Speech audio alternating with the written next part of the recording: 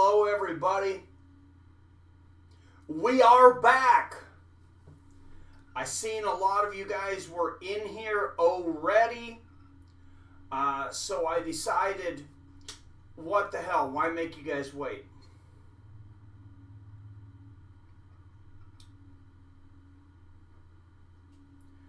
I didn't want to make everybody wait.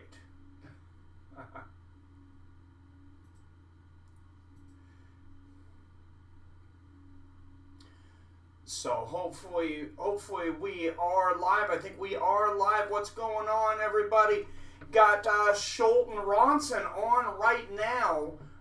So that's why I wanted to come on. I was just turning on the ESPN app after taking a little nap, and I seen Nathan Schultz was already fighting, so I thought, man, we should start now. And I got 2:45 right now left in the first round if you're looking to start. Nice knee to the body there for Nathan Schultz. Sounds like I missed a flying knee finish earlier. I seen you guys, I just read the chat from you guys. Looks like I missed something. Oh, wow, what a throw from Ronson! Or from Schultz, excuse me. Beautiful, beautiful Uchimata. Oh, and that is the good thing about having a badass like Randy Couture. You never hear the guys actually say the throw. That's one of my favorite throws in judo. And you actually heard it. You got Randy Couture because he knows what's going on there. He says, you guys hear me say it all the time. Even Joe Rogan doesn't say it. Said Uchimata when Nathan Schultz did it. Nathan Schultz needs a first round finish to clinch a top seed here. Of course, this is the 5th week in the $1 million tournament. Schultz got Ronson up against the fence here, driving him big. He's got about $120 left to finish this fight. He's got his back. He's trying to get hooks in.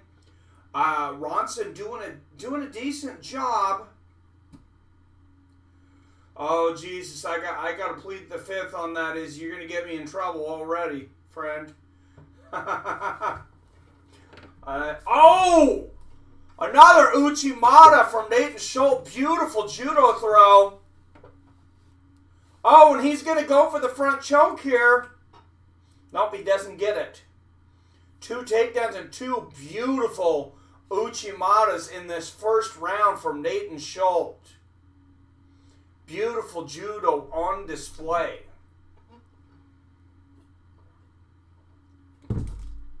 And that's one of those big things people talk about. Combat arts. What would be best when it comes to combat? What actually works? You know, a lot of guys talk about like Aikido. That's not really maybe the best art that you want to start MMA with or go out to defend yourself on the street with.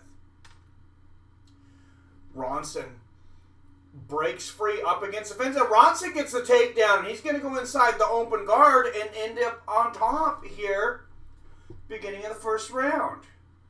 Should pay you for any money lost while your channel is down. Hey, I agree, man. I agree. I wish they would, Shoujo. I wish they would, man. But how you guys are so freaking awesome, though. So many people followed me over to my second channel over there, over on Mike Reviews It All. Now you guys know what's over there. And, you know, we can go over there and do other things. People have shown interest in doing, you know, just doing other things, like having poker night, or, you know, maybe some of the video game things and stuff that I do on there. Even when it's martial arts video games, not everybody always wants, not everybody always wants to see it. I've actually gotten complaints about some of that. Oh, and they were showing a, alright, well, they were showing a preview to some good movie, and then they just stopped. I don't know what in the hell happened there. I was trying to figure out what movie it was. I see DC showing up. And, wow, Nathan Schultz.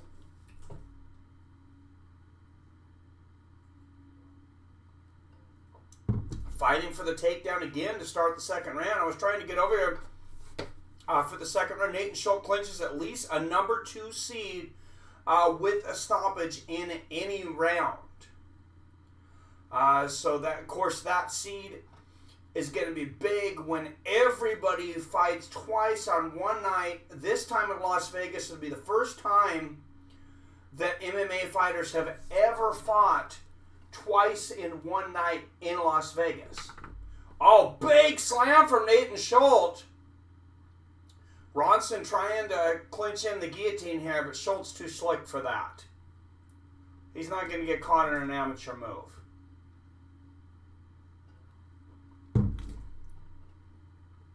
Ronson trying to get back up against the fence, trying to clinch up. You're looking to sync up. I didn't know they were starting the round. I'm at 345 right now. 340 right now. So there we go. Ronson back up against the fence, down on one knee here. Schultz trying to, needs to pick up that other foot. He's still got a hold of that leg. Oh, and a great job. That's big power to get that power single leg at this level too, because he really had to lift Ronson off of his feet, just basically swing him by one leg. And I mean, his judo background gives him, a very good center, very good center of gravity, and of course, with the wrestling on top of it, I mean, that's just, you start adding some clinch work on different things. That's why Nathan Schultz is as good as he is. And most people watching this are not just watching to see, oh, nice uppercut and some body shots there from Ronson. Knee to the body for Ronson. Most people are watching to see not if Nathan Schultz will win, but when he finishes this fight. He better not underestimate Ronson. Oh, and another Uchimata! And he ends up right on top. Ronson immediately gives him his back. You can only get taken down by that so many times.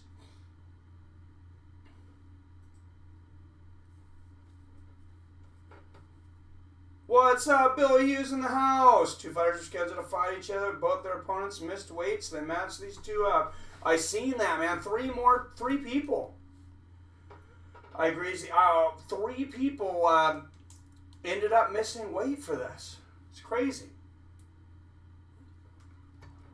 And I do have some trivia. I will wait at least until 5:30, since that's what I originally had scheduled it for those people that are waiting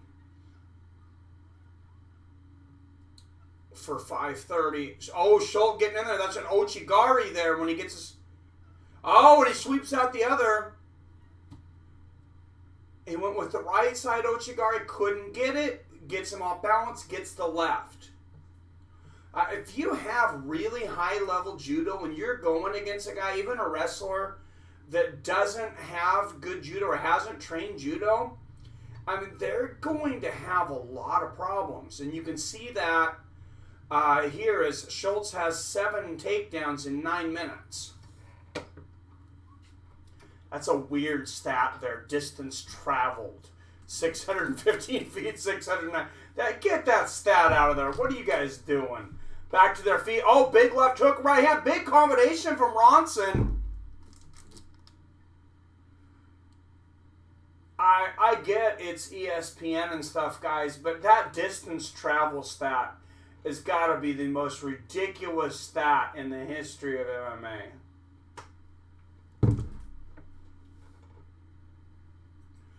But what? Oh, big left hook there for Ronson, and a nice body kick for Ronson. He definitely wants to keep this standing. Schultz lands a couple leg kicks, right hook and right uppercut there. But Ronson, some good clinch work there. Oh, and another Uchimata there from Schultz. I think he's gotten like 5 Uchimatas in this fight. Wow. What is the main event? Somebody asked me. I'm gonna have to bring it back up again. I should have put the card. I should have put the fight card up here.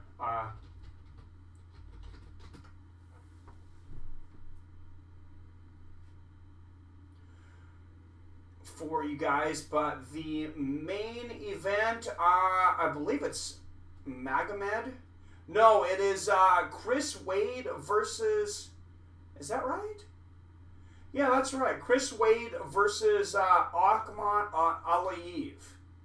Aliev is the favorite, I believe, in this one. Co-main event is Lance Palmer versus Luis Larrentino, which seems like a better main event. And then Rashid Magomedov and Nate Andrews is that third spot, that feature bout. Which, man, it sure seems like on UFC at least lately that that third spot, what they call, what I call anyway, that feature bout, has stolen the show. All right, here we go. Nathan Schultz.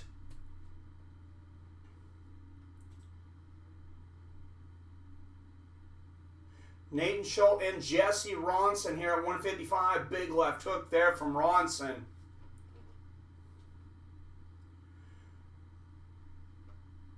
UFC should be paying you. Hey, they can pay me. I won't, their check, I don't think their check will bounce. Nice front kick there from Ronson. Left hook to the body.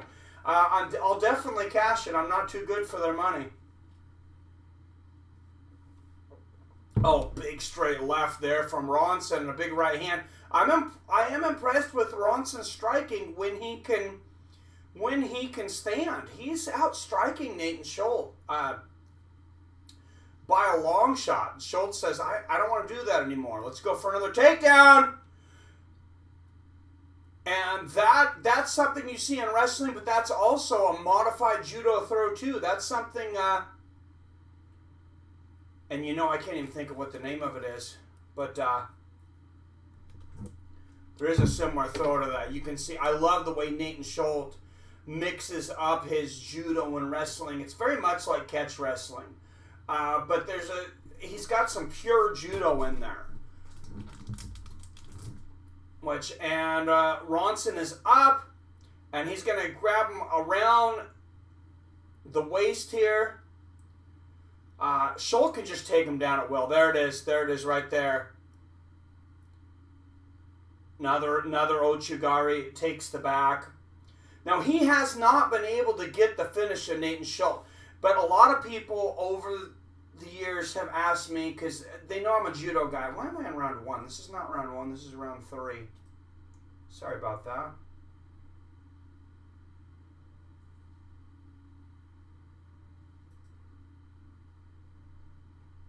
Wow, 10 takedowns for Nathan Schultz. But they know my background is judo. I did do some wrestling and some boxing, but mostly judo. And they asked me, is judo really in a sport that you could succeed with in MMA? Nathan Schultz is showing right here that it definitely can be valuable. And these guys are right back up. Oh, nice knee to the body there from Ronson. But one of the differences you'll notice, though, watch when Schultz lands a judo throw as opposed to a wrestling takedown. There was that Ochigari, that sweep. It's the position that you end up in. It seems like 90% of the time, I want to say when a wrestler gets a takedown, they end up right in the guard. When a judo player gets a throw, they either move to side control, mount, or they get the back. A very high percentage of the time. Oh, and Ronson doing a good job of defending that now. Schultz went for that Ichimata. He might have went to the well one too many times. Oh, there it is! Ichimata, and look at that. See how he's not in his guard? He's got the back. He's got to get the hooks in, though. He's not getting his hooks in. That's the only issue there. Yeah, it's just been frustrating with me for years, Nigel, because I've had people arguing with me on that, and there's been very few guys that could use, I would say, judo MMA. What's up, JJ Smith? Nigel in the house, first last. Izzy, I seen Billy Hughes. I think I seen Jason Azevedo, and we start up 7 in the house. Drunk Savage. Thanks, everybody, for coming in. I appreciate you. And Ronson getting back up. He's on one knee. Oh, on one knee for a moment here. Schultz landed some ground and pound. He's only got 40 seconds left to finish this, though. To get the second seed, Schultz has to get a finish. Wish Ben Askren try to take you down, huh? You think you got a flying knee for him? I don't know about that. Jorge Masvidal been timing that out since Ben Askren was in 1FC. He'd been sitting there watching. Oh! Great little transition there from Ronson to keep it on his feet. Lands some combinations here. Schultz ducks down one more time and eats a knee to the body. And that's going to be the end of round 3. Smoking UK cheese. All right. Askren just cashing checks. Hey, I'm doing good, 7. How are you, man? Hell yeah. We are back. What's up, Adam from Allen? Oh, and my,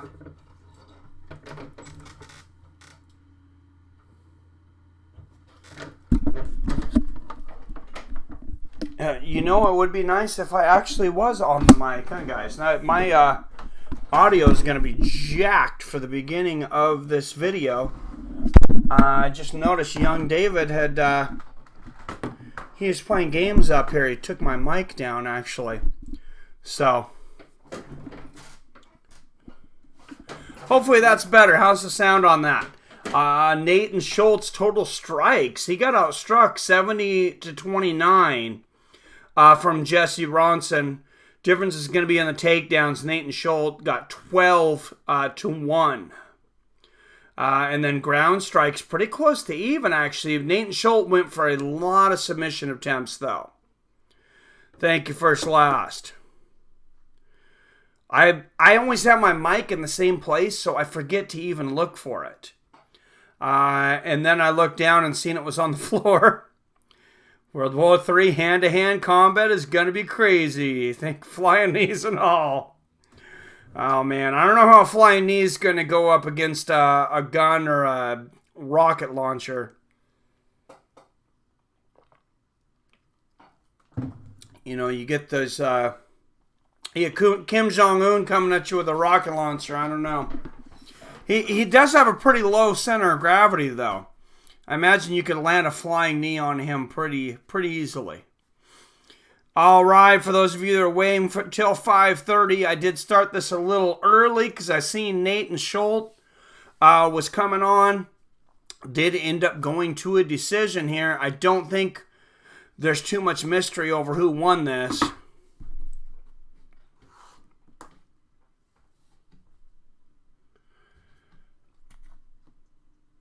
All 3 judges score at 30-27 for Nathan Schultz.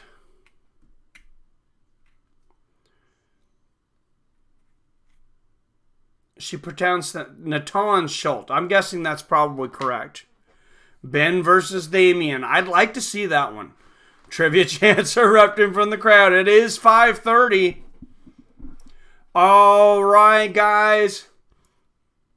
Hey, first of all, though, everybody, thank you guys so much for supporting me through this. Thanks for coming back. Thank you for following me over to another channel. That really shows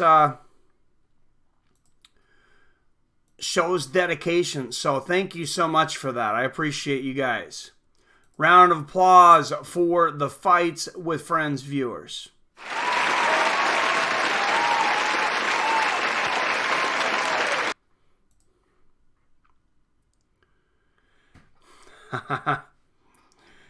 Yes, well, thank you. Speaking of nukes, what's up with Jon Jones?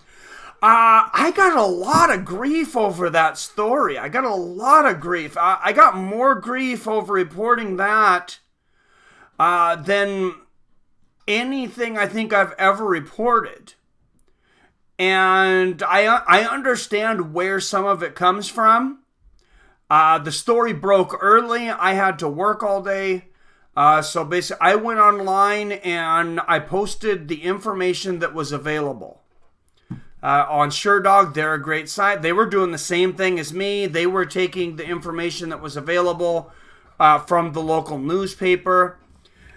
Sometimes, you know, in media, you just end up going with what you got. I really do try hard to fact check several different sources and things like that, but all the same sources were saying the same things. And oh no, Jon Jones, it doesn't look like he slapped her per se, unless you say slap her in the, he maybe giving Donald Trump a run for his money there. Any fights you see betting value in on this card? I didn't really look too much at the odds, Scott. I seen Magomedov's like a 28-1 favorite, which that's pretty crazy. I mean, Magomedov, I guess it's Rashid Magomedov. And it's MMA, anything can happen. And obviously anything. It's Steven Sylar versus Jeremy Kennedy coming up next at featherweight. That should be a really good bout. Looking forward to seeing Steven Sylar in there again. But no, not really on this one. I was seeing what you were seeing that morning. Yeah, that's what was available. So Jon Jones witch hunt. The welterweight division wasn't once and open again. You mean the light heavyweight? Yeah. Well, see, that's the issue with a guy that's had. He's had so many issues outside of the cage. So as soon as somebody sees something negative about Jon Jones, it's like, yeah, it's not real hard to say, yeah, we should probably look into this. Most boring fights this year. I see him minus 650 on Magomedov, but still probably not much meat on the bone, if any. No, I don't think he's gonna. I don't think he's going to do a whole lot. All right? I mean, I don't think he's in a lot of trouble. Nope. ESPN Plus, baby. And that's the thing I will say. Say what you want about ESPN or UFC or whatever. This ESPN Plus deal.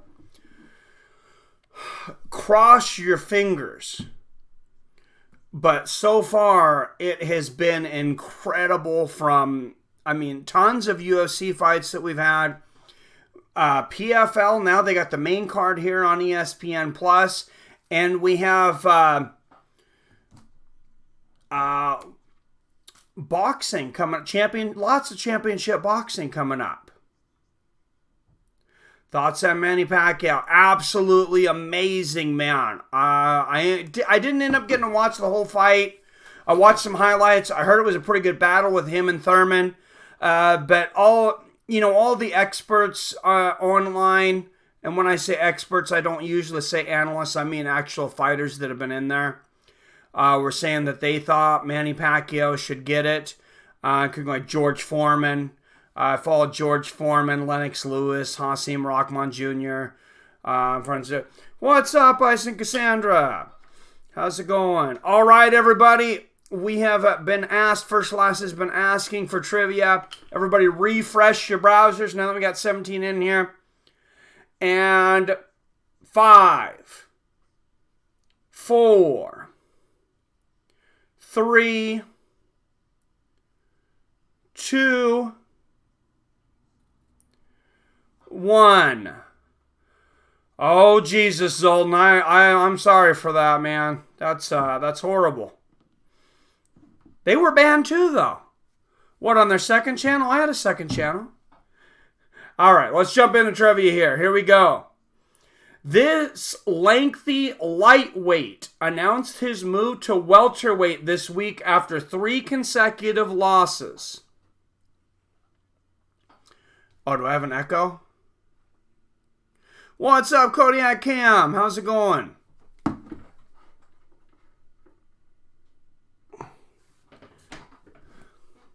It is. There we go. Kodiak Cam's got it. It is James Vick. Scott had it too. You got it, but Kodiak Cam had it first.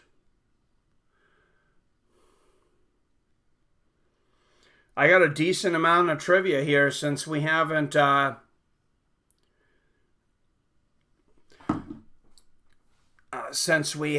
doing this for a few weeks. Couldn't remember his name. That's the problem. So I'm not. Oh, I guess we're switching over to ESPN Plus now. Oh, here's the deal, and they need to fix this. They need to fix this very, very badly.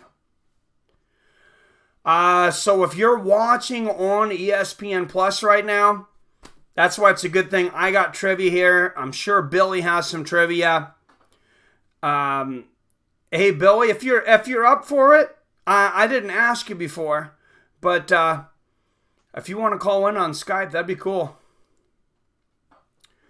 I'll be waiting for it. Otherwise, if you're not in the position, no rush, because I didn't say anything. I didn't give you any warning. But we got 30 minutes in between the ESPN prelims and the ESPN. Yeah, no problem, man. And the ESPN main event. So yeah, I think it'd be better at 172.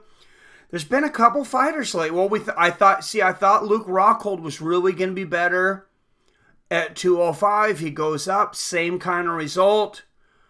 I want to know, what do you guys think about Chris Weidman? Weidman's going up too. I don't know about that. Vic has that Rockhold striking defense, but he is quite solid offensively. Vic at flyweight. Oh, Jesus. Yeah, he's so lengthy. You imagine how knocked out cold Vic will be when he gets hit by a real full-size welterweight. Jesus, man. Yeah. Weidman is done, I think. Yeah, I think so, too. I knew Luke wasn't going to survive 205. I was definitely nervous. Adam says, Weidman is not my boy. I don't know. I've always thought Weidman was a pretty likable guy. I'm kind of surprised by all the hate he gets. Weidman's in a tough spot, too big for 185, too small for 205. Yeah, he might be the best case in the entire UFC for 195-pound division. I can't think of a better one. I think he's going to give up a huge reach advantage, I would think, to just about everybody at light heavyweight. New Rockhold would get KO, but Weidman will be interesting. Thoughts on Frankie and Max? Think Frankie has any chance? I don't think there's any chance for him to beat Max. I've always thought that Frankie would be an interesting matchup for Holloway, actually. I always thought it was a better matchup than Brian Ortega. Not that I think Edgar's a better fighter, but styles make matchups, and Frankie, his center of gravity is so much lower than Max's, and he's so quick. The only thing is I would have liked to see this a few years ago. Frankie might have had a better chance then. I definitely lean towards Max. Don't get me wrong. I mean, Max is an absolute stud, and when you have somebody around the same skill level even, and then you have a guy that's bigger, you've seen what happened. I know Frankie Edgar, he's been fighting at 145 for a while. Max is definitely bigger, though. You've seen what happened to Max when he went up against a bigger guy in Dustin Poirier. And he did very well with the striking. It was, a very close match, but you could see the difference. When they hit each other, you could see the difference in size. Vic is huge, though. He's a sleeper at 170. Mark my word. All right, I will give you the credit if he sleeps him at 170. Trevi, how you doing? Experiencer. Weidman gets KO'd. All right, everybody, refresh your browsers. And let's throw another trivia question out there. And 5, 4, 3, 2, 1. I'll take a stab on Weidman if he's plus 150 or more versus Reyes. Yeah, it's an interesting one, man. I see him jawing back and forth. Reyes just seems so much bigger. All right, guys. This Dana White Contenders Series contestant signed with the PFL this week, 30 days after a controversial decision by Dana to not sign him. So, for those that don't know, after a fighter is on Dana White Contender Series, they sign a contract. It's not. There it is. Kodiak Cam is on it today. Brandon Luffname, the whole name and everything. Damn, man. Did you lose your job or something, Kodiak? You just been watching MMA around the clock? I'm just teasing you. Good job, man.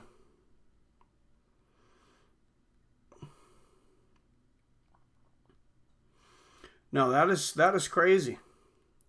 I did not expect anybody to get that early. I don't know if he was British. Or not. I'm not sure if he was British. I think he might have been, but he was the guy that Dana White said he didn't sign him because he went for the takedown with 20 seconds left. I've had 4 jobs this year. Oh, that's rough, man. I'm sorry. All right, first last. Yeah, that sucks, man. This is the first year in a long time that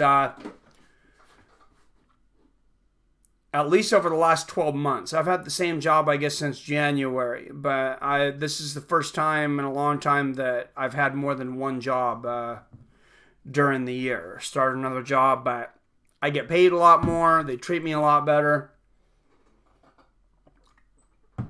It's a good situation. Yeah, it was him. Yep, Brendan Luffname. Yep. Huh. What's up, Stephen Crumley? Started a fishery today. It went well. Nice. Well, good luck with that, man. I hope that goes well for you.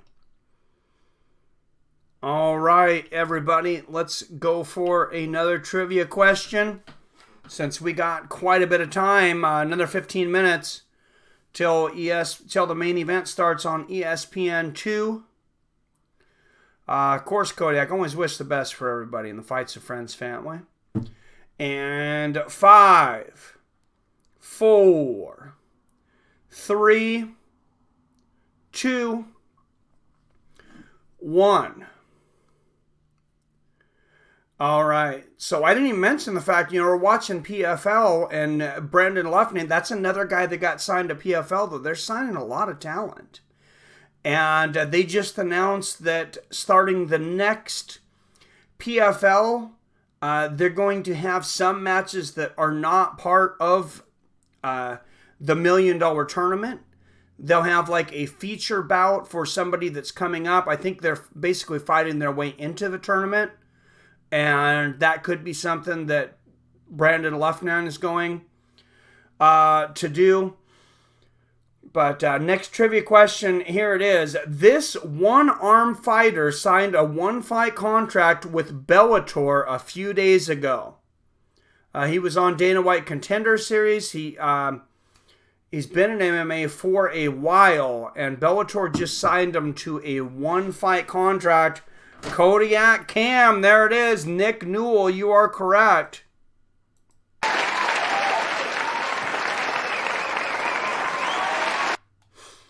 And 3 in a row for Kodiak Cam. Can't think of his name, but he's awesome. Oh yeah, dude is badass. Dude fought Justin Gaethje with one freaking arm. I wouldn't fight Justin Gaethje with 3 arms.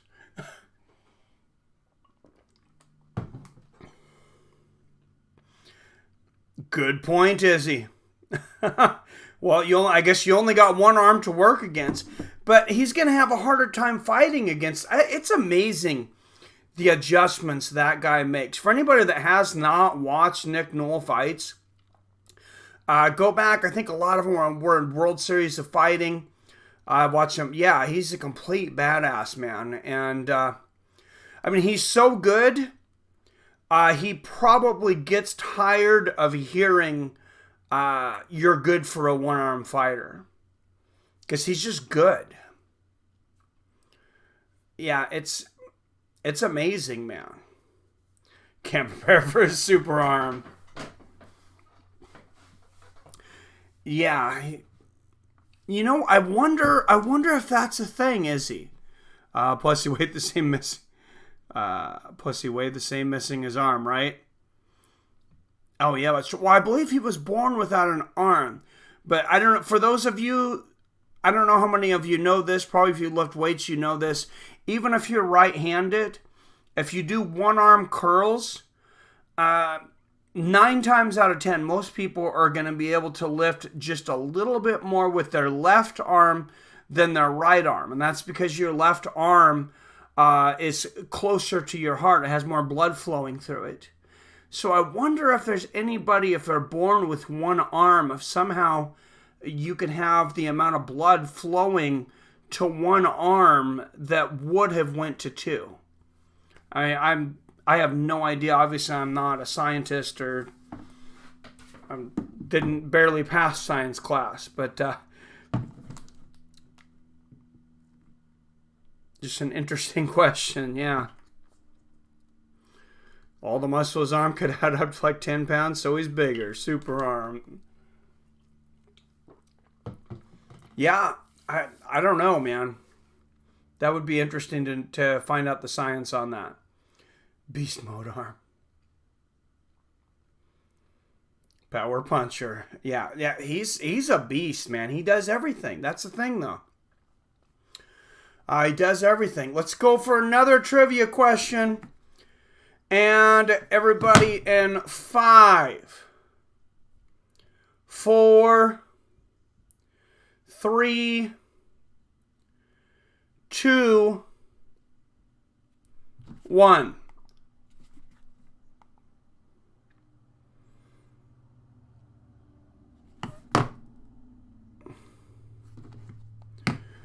All right. This former, we already talked about this. Okay, I'm going to have to skip this one. We ruined one of the questions talking about Weidman and Dominic Reyes. That's okay, though. All right, next up. This is kind of a silly one, so forgive me on this one, but I thought it was kind of fun because I engaged a little bit with this on Twitter. This MMA analyst revealed on Twitter this week he eats his steak well done and with ketchup. And I'll tell you guys, he had Twitter so mad at him. So mad. Revealed he likes his steak well done and with ketchup. Not Hardy. Definitely not Joe Rogan, man. There it is, Kodiak Cam. You are correct, sir. It is Ariel Helwani. I was listening to his show today, actually. No, not Luke Thomas. And, I know he's a bright guy and all, but he asks some of the stupidest questions. Am I wrong? Does he not ask some of the dumbest questions on the planet? What's up, comedic genius in the house? I'm doing good, man. Yeah, Kodiak Cam with 4 in a row. Damn. You can tell Billy left the room. No, he must be setting up his Skype. Little Mermaid, I knew he was no good. Luke Thomas is horrible. You're not wrong. He's never been my friend. I don't have a problem with Ariel at all. I like to listen to his show. I listened to it today. he just asks. He's like a mainstream media guy. It's like, who's feeding you these questions? Like he asked, I mean, he was talking to Joanna Jędrzejczyk today, and he was just asking. Luke has never been my friend either. Yeah, Luke's kind of. I don't know, man. I don't want to say anything bad about these guys, but you know, they're doing their thing. Especially Luke. You know, he's an independent guy. So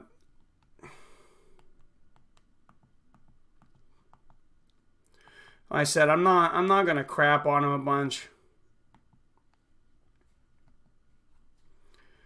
But and we'll see. Man, I'm having. See if my ESPN app's going to work on time for this.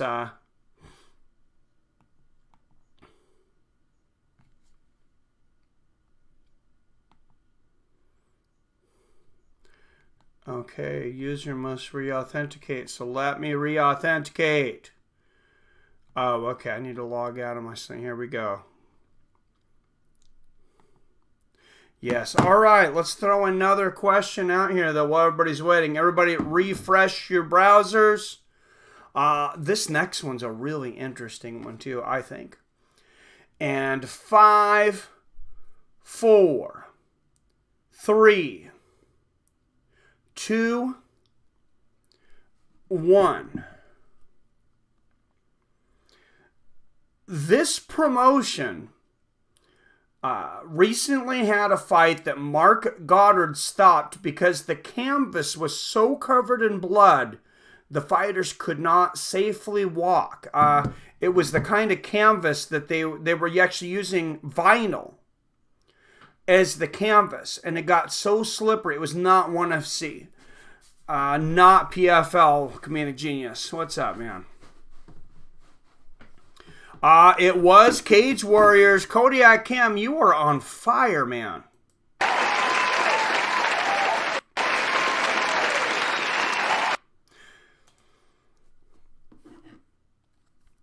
No, not Bellator. I didn't end up watching that one. I'm going to have to go back and watch some of that. I guess they're going to have a rematch. They've talked about having the rematch possibly in the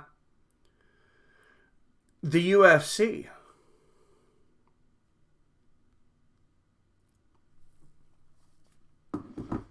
This is Riggs. This first last.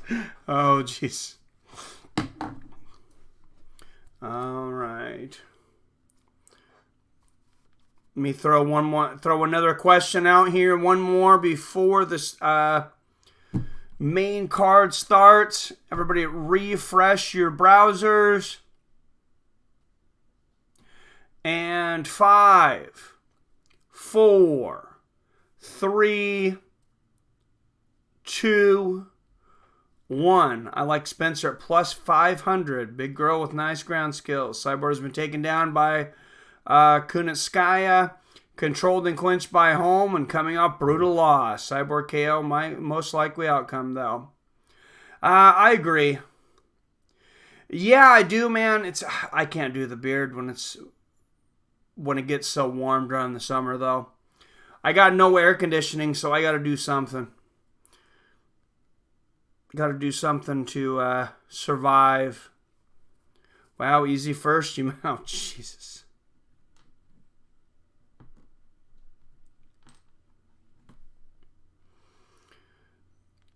All right, guys. This next trivia question is, this UFC fighter is on an 8-fight winning streak, including wins over Brian Barberena, Vicente Luque, and Rafael dos Anjos.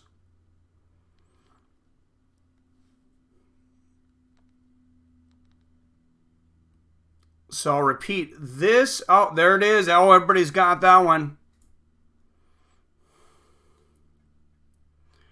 First, last, got the last word here. Were you using, you must have been using your voice command there, first, last. I'd see where you're going for the Edwards. All right, it's going to go to first, last. I figured that one might be a speed test. You were first last.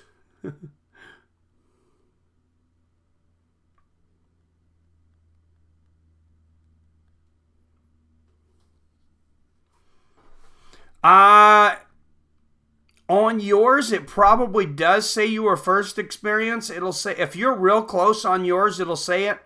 On mine, it has first, last, first. If you F5 or do whatever to refresh yours, it'll come back up in the correct order, though. I've had that issue. Had this issue several times. I had somebody really upset with me, actually. They haven't been back in a while, this person.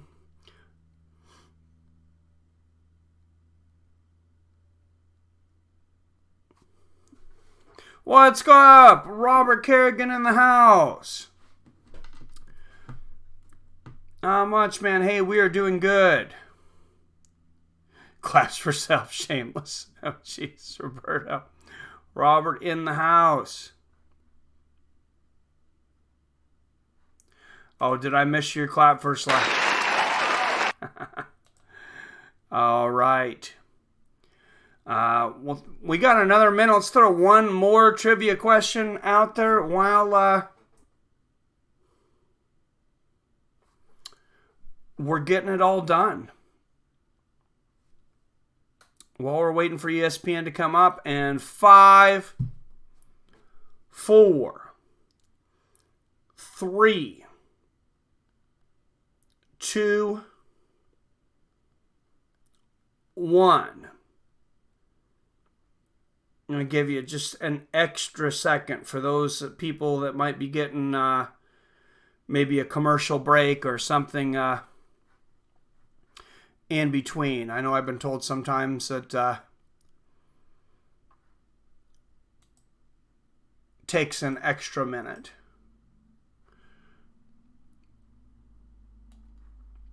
All right, here is the next trivia question.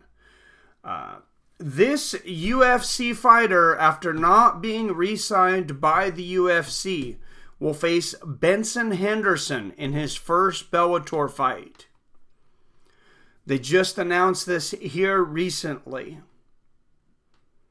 This UFC UFC fighter, after not being re-signed by the UFC, will face Benson Henderson in his first Bellator fight.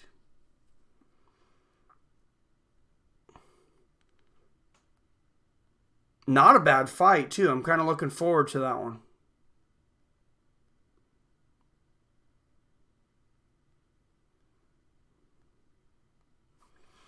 There, Kodiak Cam, you are correct, sir. Miles Jury.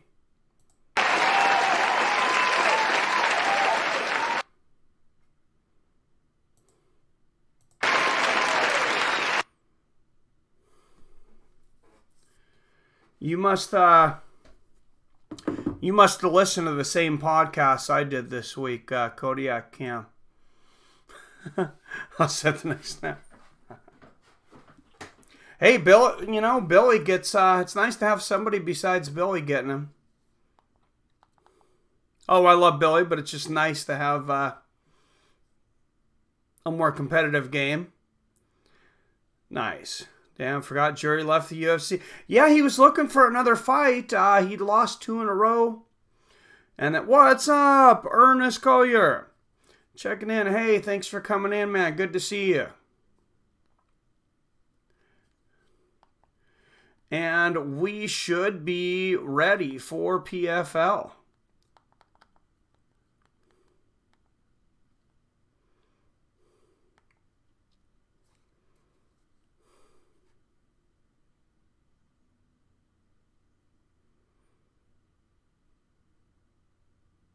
What?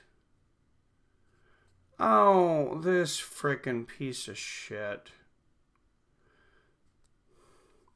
Sorry, guys. I'm going to have to go over to Sling. My ESPN app is not working well, which means probably just going to be a little bit further behind on time than I would with it integrated into the ESPN app. All right. Well, we're good here. It was kind of cool to have Randy Couture in here, though, and he was calling the judo throws, the names. A lot of these guys, even Rogan, never calls the names of the judo throws. So I like that. ESPN Strikes Back. Yep. Yeah, I don't know. Maybe they're not so happy with me, Experiencer. I don't know. All right, Billy Hughes. I will. I'll give you a call, my friend. All right. So.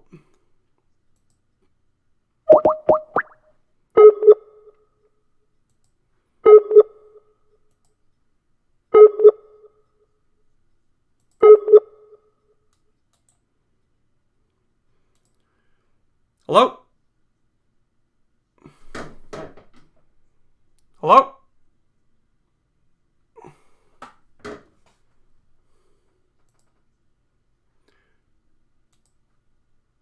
Now, let's try that again, Billy.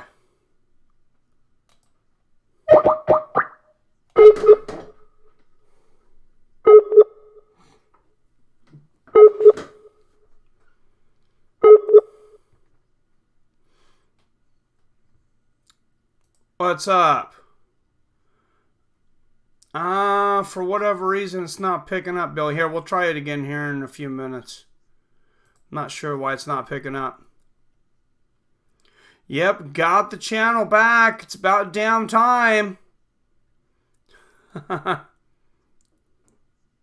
Yes, Lance Palmer will be fighting tonight. He got one of those $1 million straps on New Year's Eve.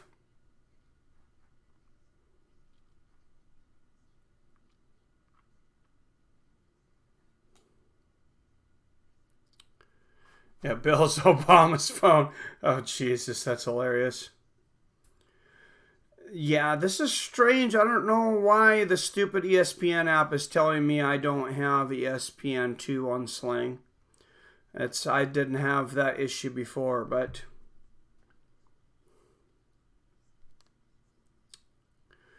whatever. Let's throw another trivia question out there then before Billy gets in. Everybody refresh your browsers.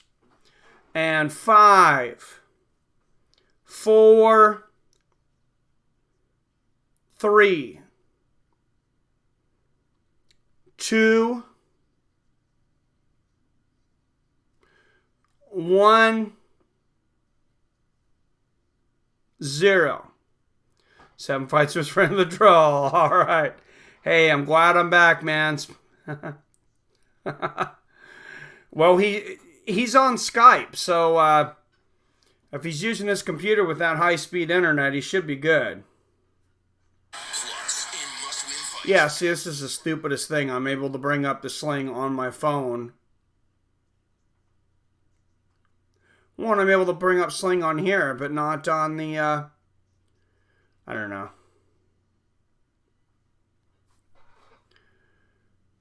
Turn it on and off again.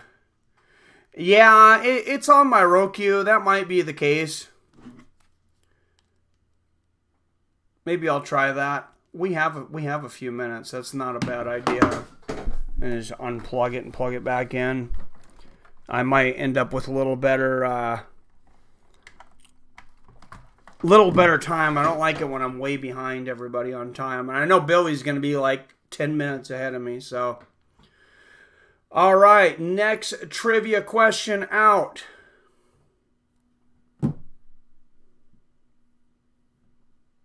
Blow on it like an old school Nintendo game. Yep. All right. There we go. What's up, Billy in the house? How's it going? Good. Skype made me re-sign in, so I couldn't pick up. Oh, okay. I was having the same thing with my ESPN app on my Roku, so I just unplugged it and plugged it back in, actually. Nice. What's up, guys? Let me know if you can hear me. Robert Kerrigan says FWF Thug Squad. Yeah, yeah. Let us know how our volume is compared to each other. I think everybody said it was pretty good last time, so... oh, yeah, that worked. Whoever said turn it off and back on. Experiencer. That worked. Nice, nice. All right. What's been going on, Billy? I haven't talked to you in a while. Pretty much the same old grinding out here in the heat every day. I'm ready for fall, that's for sure. You're in California now, or are you in Colorado still? No, I'm still in Colorado till the end of the summer. How warm is it there? We've been setting records in the hundreds, but we're down to the 90s, which seems a little bit better. Oh, so I can't handle that. I was just saying, I don't have air conditioning, but I didn't mention the fact that it hasn't gotten to 90 here this year either. Wow. So, I mean, we really don't. There's usually about 1 week a year where it gets in between 90 and 100, and that's it. So I'm using the cable for the ESPN2 broadcast. So when you get to the fights, let me pause so we can sync up, because they're already breaking down the Sylar Kennedy fight on my screen. Yeah, I'm seeing it just came up. It says Smart Cage, and it says Sylar Kennedy. I think I might just be hopefully a few seconds behind you. Yeah, they're doing the introductions right now of Jeremy Okay, Kennedy. yeah, you're a few seconds ahead of me then. They just did the circle thing where they circled the strike speed. So, I know. My house is a 1968 first last two, and there's so many things here that are still 1968. I'm thinking we're probably going to sell this year or next year. Yeah, it's definitely a seller's market where I'm at. The house across the street just sold in 18 hours. So. Oh, wow. Yeah. Yeah, and we're looking. I mean, we got 2,800 square foot house on 0.6 acres, and we'd make a decent amount. And kids are young David just graduated. My daughter will graduate next year, so we don't need as much space. You're gonna be an empty nester. Yeah. Okay, I'm on there. It's showing Jeremy Kennedy now. It says clinches playoff spot with win of any kind. All right, so we can get Canadian.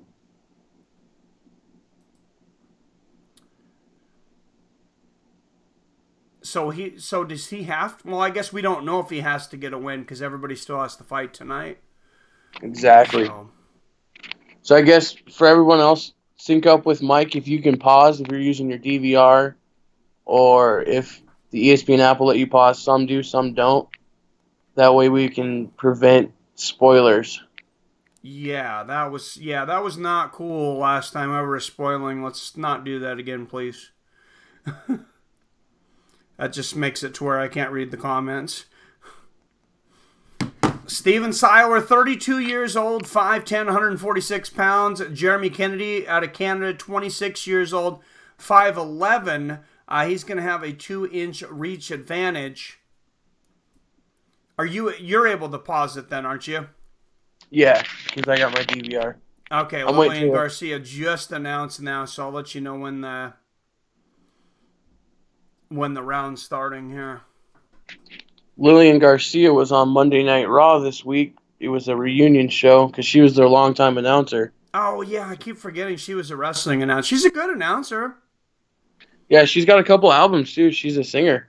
Huh. Jeremy Kennedy out of Canada. William Hill's odds minus 360. 13-2, 5 knockouts, 2 submissions.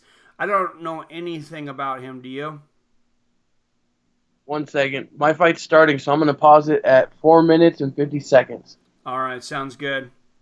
But tell me when you get to 4:52 because there's a delay when I hit play. Okay, all right. Steven Sylar.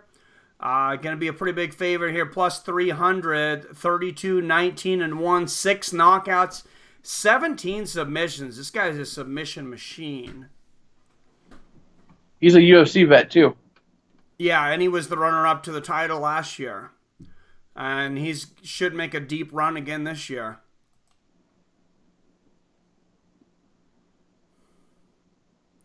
All right, Keith Peterson, the referee. Yeah, it's going to be starting here in just a second. You said 4:52. I'll tell you when I'm at 4:52. And for anyone else syncing up, All try to right, time. and that clock I'm at 4:52. Should be right on with the my clock on there. Oh, Sylar throwing a combination. Kennedy going for the takedown there. I know Sylar has really good wrestling. I don't know much about Kennedy. Are you at 452? Oh, yeah, I thought you heard me. I was at 4:52. Yeah, my clock up there, if you're watching, should be fine. I'm actually, sorry, I'm at 4:25 now. Yeah, my YouTube's lagging because we're running Skype, so I have to go off what you tell me. Oh, okay. So I'm going to fast forward and try to time it up here now. Let's Okay. see. Okay, I'm going to pause What's at up, 3. Bullsh Reloaded in the house? Yes, I am very happy to have the channel back. Nice inside leg kick there from Kennedy. I was venting to Billy yesterday, actually. He knows how frustrated I was. Nice right hand there from Sylar and a left hook. Or day before yesterday, I guess. I want a big right hook there from Sylar. Their left, well, big combinations. Nice hands there from Sylar. If your fight clock is right, I think we're synced up now. All right. Nice 1-2 there from Sylar. Kennedy's already got some, you can tell he's gotten busted on the nose. That nose is pretty red. Oh, Sylar's hands are so fast. Nice combination, the uppercut underneath. Are they having a ref cam? Is that ref wearing a camera? Oh, I think he is. They have a lot of cool different angles that they, because I think they actually show replays sometimes on the ref cam, and then I've seen them actually go to the ref cam, which is a really cool view. I've always had kind of this little conspiracy theory that I don't really want to think about too much, but it's always bothered me how the UFC will cut convenient camera angles sometimes on weird endings. It's probably just me, but sometimes it just seems like really convenient the way they get a bad angle on something.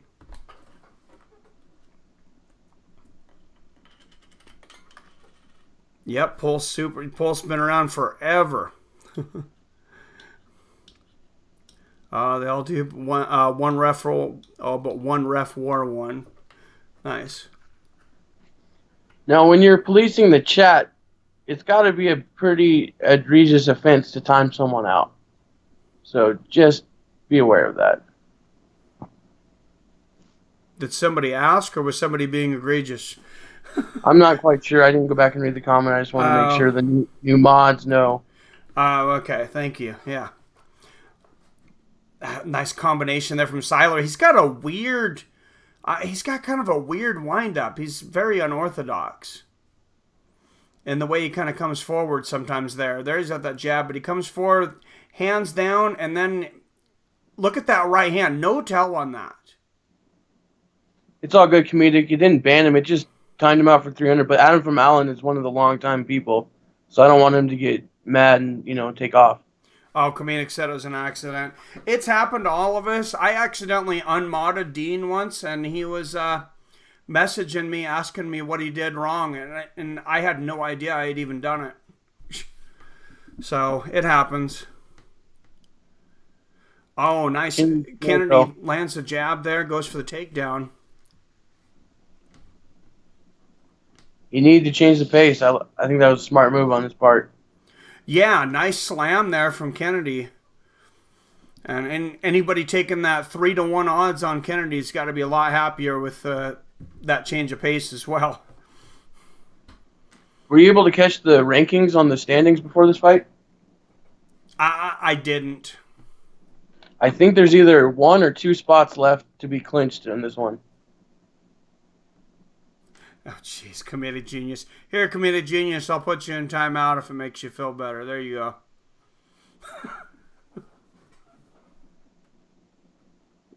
Oh, I didn't mean to delete all your messages. It does that automatically. Oh, when you time them out? Okay, well. He'll figure it out. Trivia chance to begin again. We got to save the trivia for the dead time in between fights. It's perfect. All right, and round one is over. I would definitely say that one was Sylar, but it started to turn. Kennedy started to turn the tide there towards the end with that takedown. Can you, now that we're in between rounds, can you get Adam from Allen out of jail? Oh, was he like completely kicked? I thought he was just in timeout. I just don't want him to take off. I don't want us to lose any viewers. Oh no, he'll be back on. I can't cancel it. I don't think you can cancel a timeout. It's just 300 seconds. So it's just 5 minutes. I didn't even think of that. That's actually a little longer than. Yeah. 5 minutes is actually a bit of time.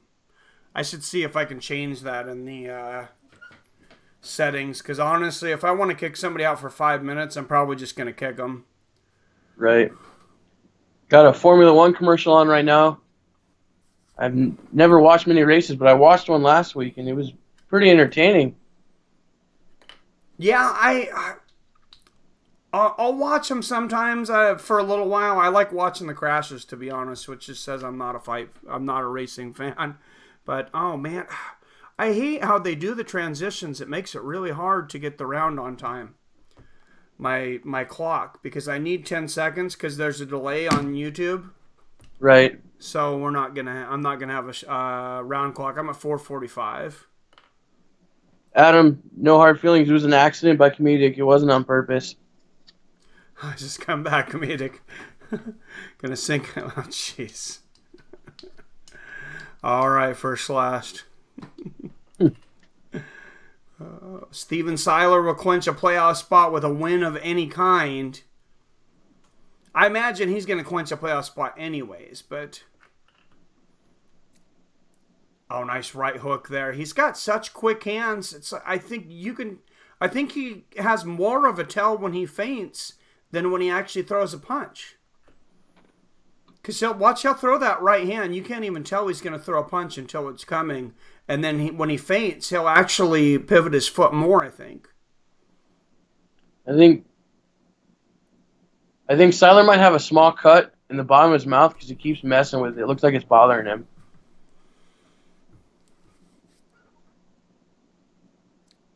All right, good deal, Adam. Watched that fight last Friday where that boxer died after the fight. Oh, man, that's so sad. So sad. I didn't see the fight. I think I might have still been working. I've been working so many hours. Oh, nice exchange of right hands there.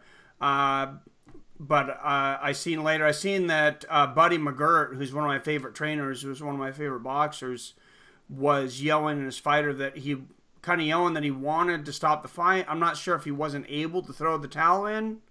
He threw the towel in. He did. He stopped it right when he was saying he was going to stop it. Oh, the damage was he did done, throw though. the towel in, but it was too late. Man. Oh, nice right hook and a right uppercut there from Sylar after the head kick attempt there from Kennedy. Sylar's fighting an ultra-aggressive fight. He's not giving Kennedy any room. Big right hand, too. Yeah, he is. Oh, man. He's wide open coming in, though, for if Kennedy lands something big. Sylar's going to walk right into anything he throws, it looks like. Although I have seen him use some head movement there like that. I'm at 220. Oh, I'm a little bit ahead. Then I'm at 210 right now. Okay, I was thinking it sounded like you're. Oh, it's just about 4 seconds off then. Experience really comes. You want to circle away from the cage, get back in the center like he's starting to do now. If he wants to try to get this fight back to the ground where he had his best offense of the first round, and then he immediately backs up again, and that's playing into Sylar's game plan. Yeah, I'm not... Well, he's definitely not going to get the takedown from backing up like that either, so I'm not sure why Kennedy is choosing to trade with him here, but this is not going well for him. He needs to circle to his left and get away, as he's starting to do now. There you go. But he doesn't complete it. He stops. Kodiak, Billy paused it so I could catch up. That's why, probably. My connection's slower. Oh, nice right hand from Kennedy, but nice counter combination from Sylar in the low leg kick. Yeah, Kodiak, if you have a way to pause it to try to sync up, it's the best bet because we're all using different platforms to watch the fights. Yeah, So, and they keep on not giving me time to get my fight clock up. Oh, nice left hook there from Sylar. I'm at 1 minute right now. right. And all the graphics are showing it's Sylar dominating on the feet. It's easy to see that.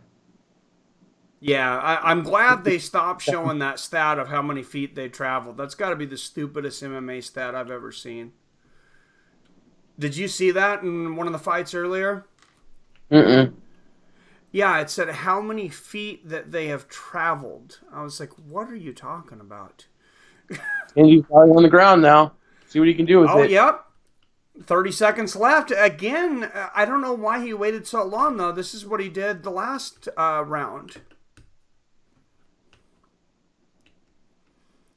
Protect the wings. Oh, Jesus. If you're Kennedy, you just want to make Sylar carry your weight as much as you can. That's his only chance is to diminish him some so he can try to get him in the third round. Yeah, he's unfortunately, he's not going to have a shot really at a decision, and he's got really good wrestling. You can tell he can get he gets the takedowns, but he's going to need to finish now. Yeah, because on my scorecard, I have it 2-0 for Sylar. I have heard that, Izzy. I've also heard a lot of people saying the exact opposite lately, though.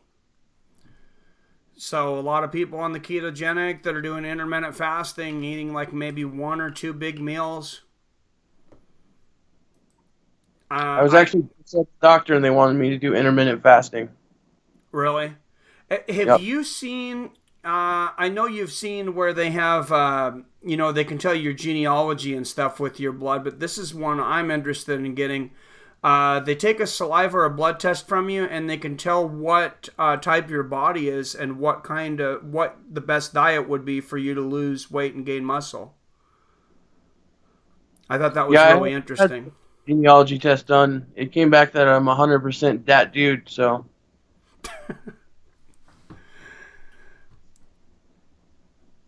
All right, my fight clock is correct here. So round 3, Sylar and Kennedy. Oh, nice right hand there from Kennedy, but combination back from Sylar. And this actually is round 3. Big difference in strikes. Yeah, he's just, I don't know why. Kennedy's a wrestler trying to strike with a really good striker. Nice right hook there from Sylar. Sylar's, I know he's got a Golden Glove boxing. He's won some Golden Glove boxing championships. I wouldn't be surprised if he has more boxing experience than that. It's just very, very, very sharp boxing for an MMA fighter. Sylar dropping for a takedown now. He's going to mix it up, give Kennedy more things to look at. Oh, that bodes pretty well for Kennedy. He gets the clinch here, and he might get a chance for a takedown. He's got Sylar's right leg trapped, and Sylar gets it out. Kennedy's going to drop down for a double here, it looks like. Nope, he's going to go for a... Nope, he let it go. Oh, tries to sweep the leg there, but...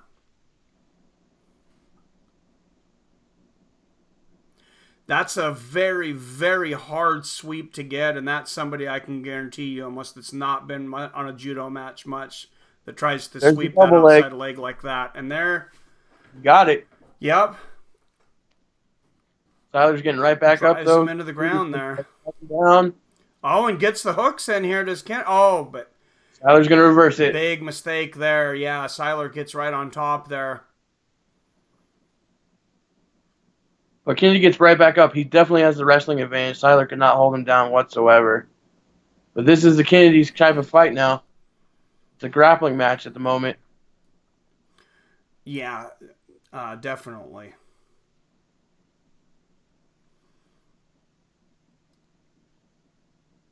And this isn't, even though there's a lot of grappling, not a lot of moves being made to finish the fight. This has been a pretty entertaining fight, I think, up to this point. Nice right hook there from Kennedy. I think Sylar is tiring, as you called. I didn't think he would, and Kennedy gets another takedown here. Way better position this time now for Kennedy. He's got a little over 2 minutes to try to end this fight. There's that distance travel stat that I was talking about on the right-hand side. Oh, yeah, I see it now. That seems like the most ridiculous stat. I think that's a production assistant overthinking it. Yeah, somebody that needs to not be working MMA need to throw you in there and tell them what stats to put up there. If you're Kennedy, you're going to try to force this fight a little bit scrappy, wait for Sylar to try to get back up and try to take his back. But rapidly running out of time here if you're Kennedy. He's not throwing any ground and pound. He's not transitioning for a submission. He's just holding him down. I wonder if he thinks that he might have won one of these other rounds. I don't see how he could. Yeah, I don't have the sound on, so I'm not sure what his corner had told him either. His corner didn't seem to be saying much of anything in between rounds or during the rounds. It's all Sylar's corner I've been hearing. I gotta wonder what those tally marks are on Kennedy's side, though. I hope he didn't kill that many people. That's kind of what it looks like.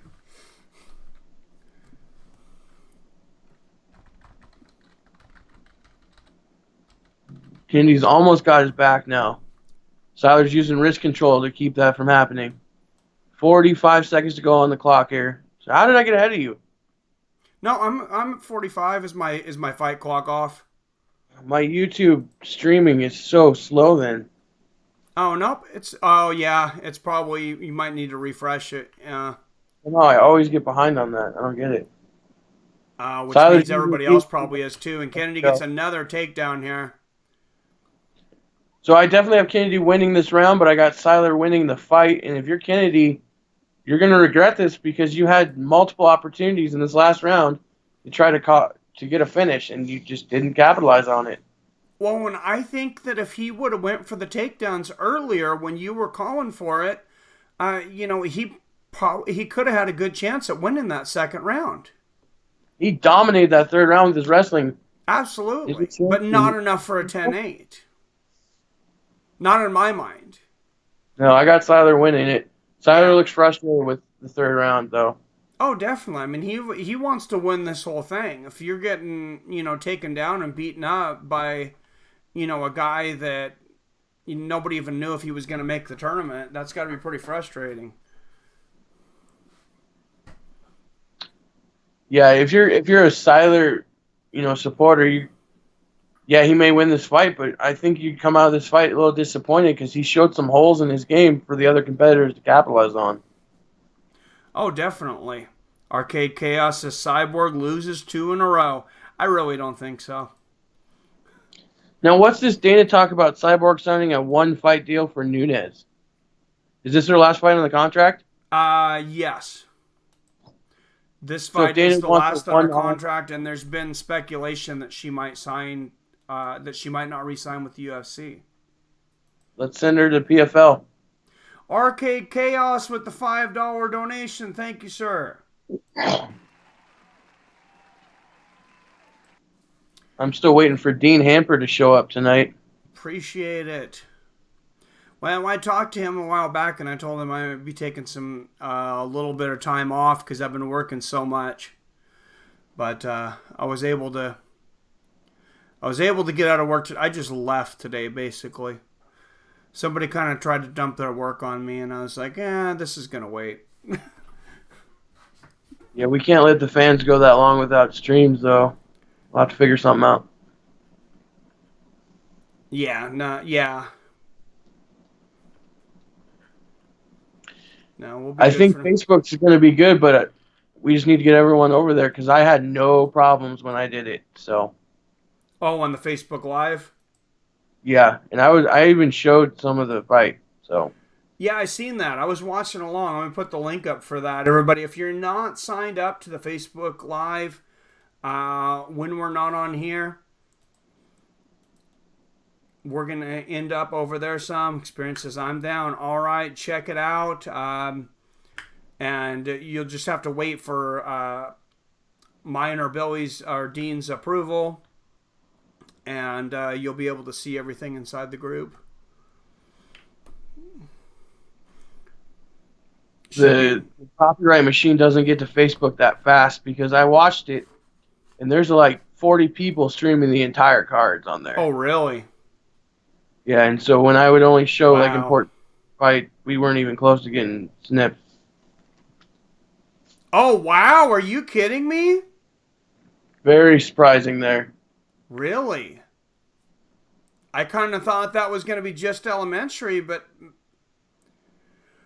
I guess Kennedy did know he had the fight in the bag, huh? wow. You know, I mean, he fought very good that third round.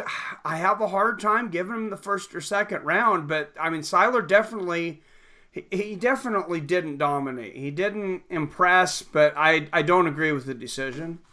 I think Sylar fought safe and he got burned by it. Because I don't. Does this mean Sylar's out now? Oh, I don't know. I Well, think we're this not might going to know till the end of the night because everybody's fighting tonight.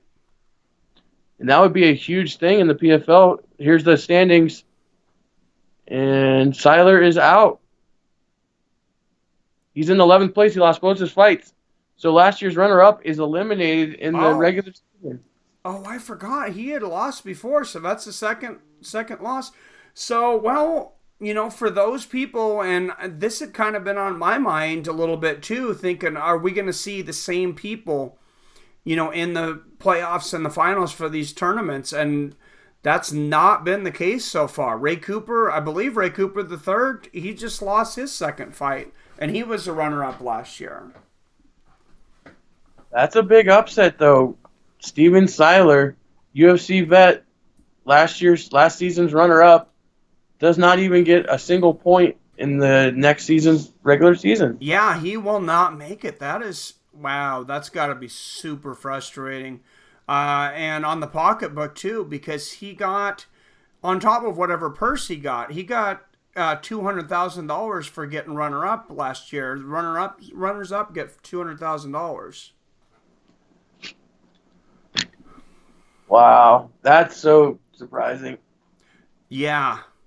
They're bringing in so much talent, though. And like I was talking about, and I'm sure it won't be the last, you know, them signing somebody when Dana doesn't pick people up on Dana White Contender Series.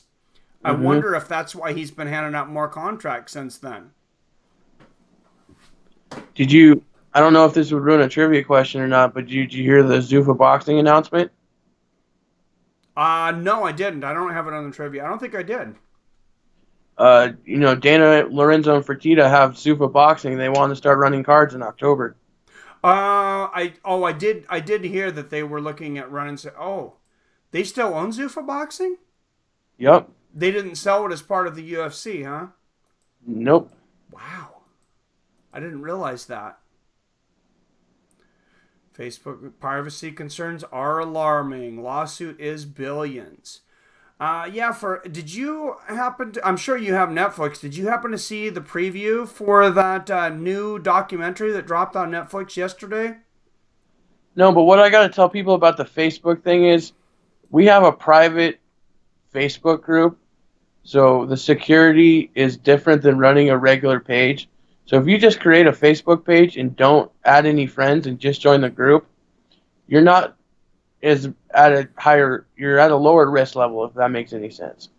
But if you don't have any friends, please let me know who you are if I'm not going to recognize your name, because I may not accept you if it's a brand new Facebook account.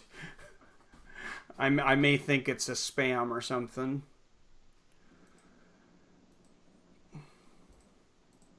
Yeah, and it's this documentary, it doesn't focus on Facebook any more than anything else. It just focuses on the fact that our data is so susceptible everywhere. And just that I think there's going to be some kind of data freedom bill coming out. before long. Right. All right, guys, go ahead and refresh your browsers. We'll start my trivia question since we're in between fights. They always stop trying to run people off of Facebook, Mike. It's going to be our saving grace if these jerks on YouTube keep doing crap like this. No, and you're correct on the group. It's a much different situation than doing all the I don't mean to interrupt your trivia question, but what I would advise against, guys, is don't answer these surveys that ask you what the last 4 digits of your phone number are, or a lot of personal questions. I know it might sound like common sense, but I see so many people. I seen one the other day that said, if your age was the same as the last 2 numbers on your phone number, you would have to live in that temperature for the rest of your life. What is the last 2 digits of your phone number? And everybody's putting it on there. Okay, go ahead. Okay, guys. Yeah, once we started talking politics and stuff, our people just started leaving in masses. Okay, guys. 5, 4, 3, 2, 1. This legendary boxer's son is coming back with a fight upcoming after taking a whole year off. Name this legendary boxer's son who is returning to the boxing ring after a year away from the sport. I seen this announcement that you're talking about. Yeah. I've always rooted for this kid, too. If it's the one I'm thinking about, I didn't know he was out for a year, but I think I know who you're talking about. And I'll give everyone a clue. He shares the name with his father.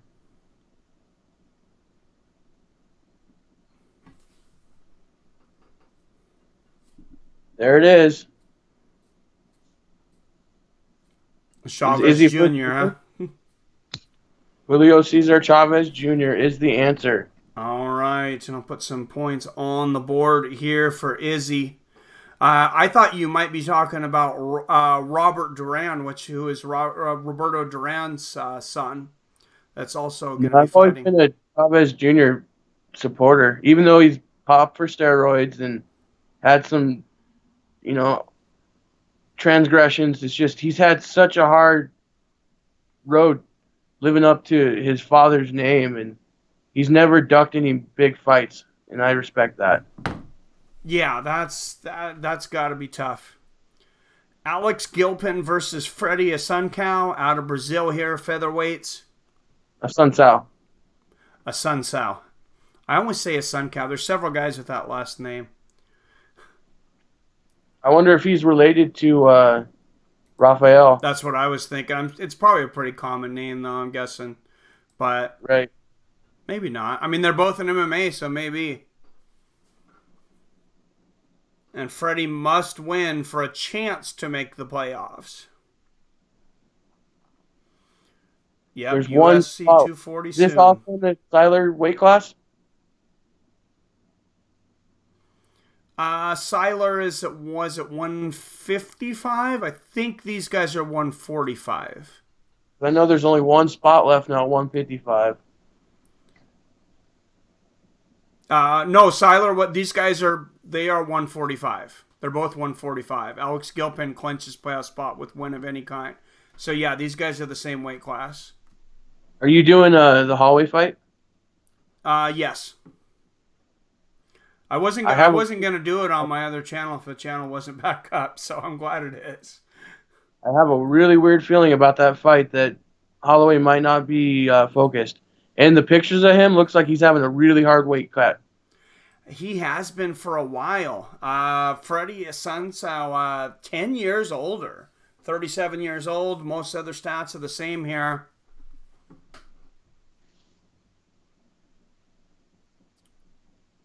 I'll let you lead the first couple rounds of this one since I've been jumping over you most of it. Okay. Fights are taking part tonight at the Ocean Casino Resort. We got Freddie Assuncao, 10-1 in MMA record, 2 knockouts, 3 submissions. Plus 120 here tonight. Obviously with the name fighting out of Brazil. And yep, do you see the man behind him? He is related to Assuncao from the yep. UFC. There he is. And then Alex Gilpin from the US of A, 12-2 with 3 knockouts, 6 submissions. Minus, I can't read it because they're cutting it off the bottom screen. Minus 190. Yeah, it's minus 190, and it's cut off on mine too with the banner. They should know that production wise that they're cutting off their. Yeah, they're doing some. Bear, your referee. They're doing some strange things over on ESPN. Somebody was talking about they went to watch the fights later and they had already announced all the winners. Oh wow! Round 1 starting. 4:55 in the first round. All right, I'm just a few seconds off from you. I didn't get my time clock off in time, though. That's not going to be good. I'm at... Oh, actually... Oh, no, it's not. I'm at 4:40. Okay, so you're about 3 seconds ahead of me. All right. Low leg kick there from Alex Gilpin. First blow of the fight. Ooh, big right hand there from Assuncao. He's using that push kick, but Gilpin gets the takedown. Yeah, I just got the takedown. I'm at 4:20 right now. So, yeah, I think just about 4 seconds off. Here, I'll pause it real fast. See if that helps at all. All right, Gilpin. Looks like his right arm is trapped from Assuncao. But unlike in the last fight, he's trying to use ground and pound, which Kennedy did not capitalize on. He's going body head. Traditional ground and pound. Assuncao's got that right arm locked up like a vice, though. See if Gilpin can get his arm free. He's just about got it free, though. All right, posturing up by Gilpin. Transitioning. Good flexibility there from Assuncao using his legs for his defense there. Yeah, it is. He's got a really high guard. Oh, did you notice how he pulled him in? Yeah, it was almost like a trap. Arms. That was pretty slick. 18 from Gilpin. As they got back to their feet, he's going to back Assuncao up to the cage. Assuncao, he got that locked in there, Mike. That's not a bad guillotine attempt. He's really wrenching on it. He might have it. He's got wrist control, too. He's cranking on the neck. Oh, wow. Assuncao's out. It's over. Wow, those are some big arms for 145er. He's out. With the submission, and that is it. Alex Gilpin, 6 points on the board, and he might have just clinched a spot in the playoffs with that win. Wow, that was clinch. Assuncao gave him the guillotine when they were coming back to the feet, and Gilpin locked in that choke. And then Assuncao fought off as long as he could, but he passed out. He just had the absolute perfect angle.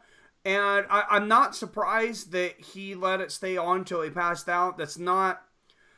You're not really going to do yourself a whole lot of damage from passing out from that. So you might as well fight it until you can't fight it anymore. But yeah, this was really deep. There. And just cranking it with all his might. Well, in the most important part is that second hand. And then the way he gets that angle there at the end. Gilpin's pumped.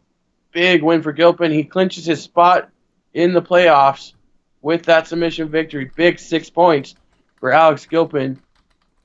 That is huge. I expected these guys to really, come out on fire looking for the finish, knowing that a lot of these guys, nobody's safe right now. There's very few people that are safe. So even if you win right now, you may not make the playoffs. The way they structure the regular season in PFL, if you get a stoppage in the first round, you clinch your spot in the playoffs. Oh, if you get a stoppage in the first round? Okay. When you get your 6 points, no matter how you get them. Yeah. I guess that's true. I like the gravity. 2 fights. Quick 6 is what they call it when you stop someone early in a fight. I like that. Mike, how come you and David have not put no more games videos on? I'm going to have to get a capture card. We've been playing Tekken, the new Tekken game, but then when I tried to record it on the OBS, it came out really pixely, so apparently if we're going to put the modern games up there, I'm going to have to buy a capture card. Has young David played the new Mortal Kombat? No, we haven't yet. Have you played it?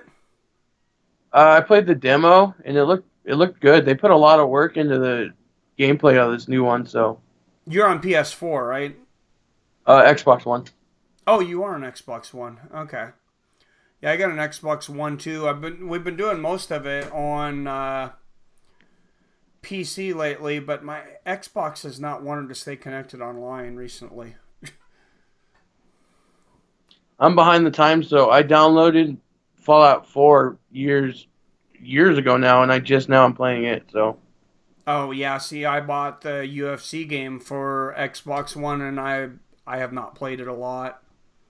I bought the special edition where Connor has both belts. Oh yeah, and it's just the same as UFC 2. Yeah, I've heard some people say that they like UFC 2 better. I thought the grappling was a little harder, but maybe I didn't play 2 enough. Yeah. Played it on PlayStation, Robert, waiting for Switch version to come out, says Robert. My little brother has a Nintendo Switch, and the only game I've ever played on it with him is Mario Party. But it was pretty fun. It seems like a really cool system. Young David actually wants a Switch, but I'm like, you already got an Xbox. Buy your own. Is he gonna go cut some lawns for Nintendo Switch? Yeah, he's gonna do something. He's been delivering packages for Amazon with his mom. She drives, and he helps her with the packages. So he's earning a little bit of money doing that. But he's earning money for his college tuition this fall. Oh, I see. Too bad he didn't time it to where you guys could have got him a Switch for a graduation present. There it is. All the featherweight spots are taken now. Yep, number 3 seed. Wow, even if you lose your first fight, yeah, if you get a first round finish, you're still going to get a pretty good spot. Now, Lance Palmer's in 5th at the moment, but he still has a fight to come tonight. So he could move up in the rankings. He's the champion, but he's not a big finisher, if I'm mistaken. So he may not end up with the number 1 seed. This seeding, for those people, some people might think, oh, the seeding doesn't matter that much because you're going to face everybody, at one time or another. I think it's pretty important because of how they score that first fight. And that's the one thing that I really don't like about this. I wish they'd change. I also don't like that it's only 2 fights. I think it should be 3 for the regular season. Yeah, well, they couldn't do it all on one night, I guess, because the only reason they're able to do 2 is because they sanction, it's 5 rounds, because it's a 2-round fight and then a 3-round fight. No, I get that part. I'm saying there's only 2 fights in each regular season. I think. Oh, I get what you're saying, yeah. I think they should have one more fight because 2, you're running a risk of not having the cream of the crop make it, a la Steven Sylar, but I get that they're on the time thing and they want to be able to have more content, so I get it. Yeah, it's kind of strange the way they have it spaced out. You really have to pay attention to know when it's coming on. I mean, basically, you just have to look it up because it doesn't seem to be any real pattern to it. And they skipped some weight classes this season. Did they have a heavyweight? They took a weight class they had light heavyweight, yeah, because what's his name lost again, former UFC guy that was running up last season that everybody expected to run through it. I can't think of his name now. So they have a heavyweight division? Oh, I thought you said light heavyweight. I don't think they did have a heavyweight division this year. They had to take a weight class out when they added the women's class, or they didn't have to, but they did. And they did that to showcase Kayla Harrison because they see money with her. I get it. Oh yeah, and I'm sure they're hoping to sign Chris Cyborg. If after her next bout with the UFC. Because they're fighting it's 155 in PFL, so Cyborg would love to fight at 155. Because Yeah, that's her I desired mean class. they would both be big. I don't think Harrison cuts a lot at 155. I think she's just like, hey, I'm gonna do this. I'm not gonna cut a ton of weight because it's not healthy, and you're gonna have me at this weight, or that's the way it is. Because Cyborg has to cut for 145. Oh, she has to cut a lot. It's a brutal weight cut. Yeah, I've So watched that videos extra of 10 it. pounds, honestly, Cyborg at 155 is terrifying. Yeah, that's gonna be interesting. That would be very interesting. I mean, Kayla, she's got to increase her. I would not put Kayla up against her right now. I think Kayla would get pieced up. Because if you think about it, Cyborg's true weight class might even be as high as 165. It might be. She cuts a lot of weight.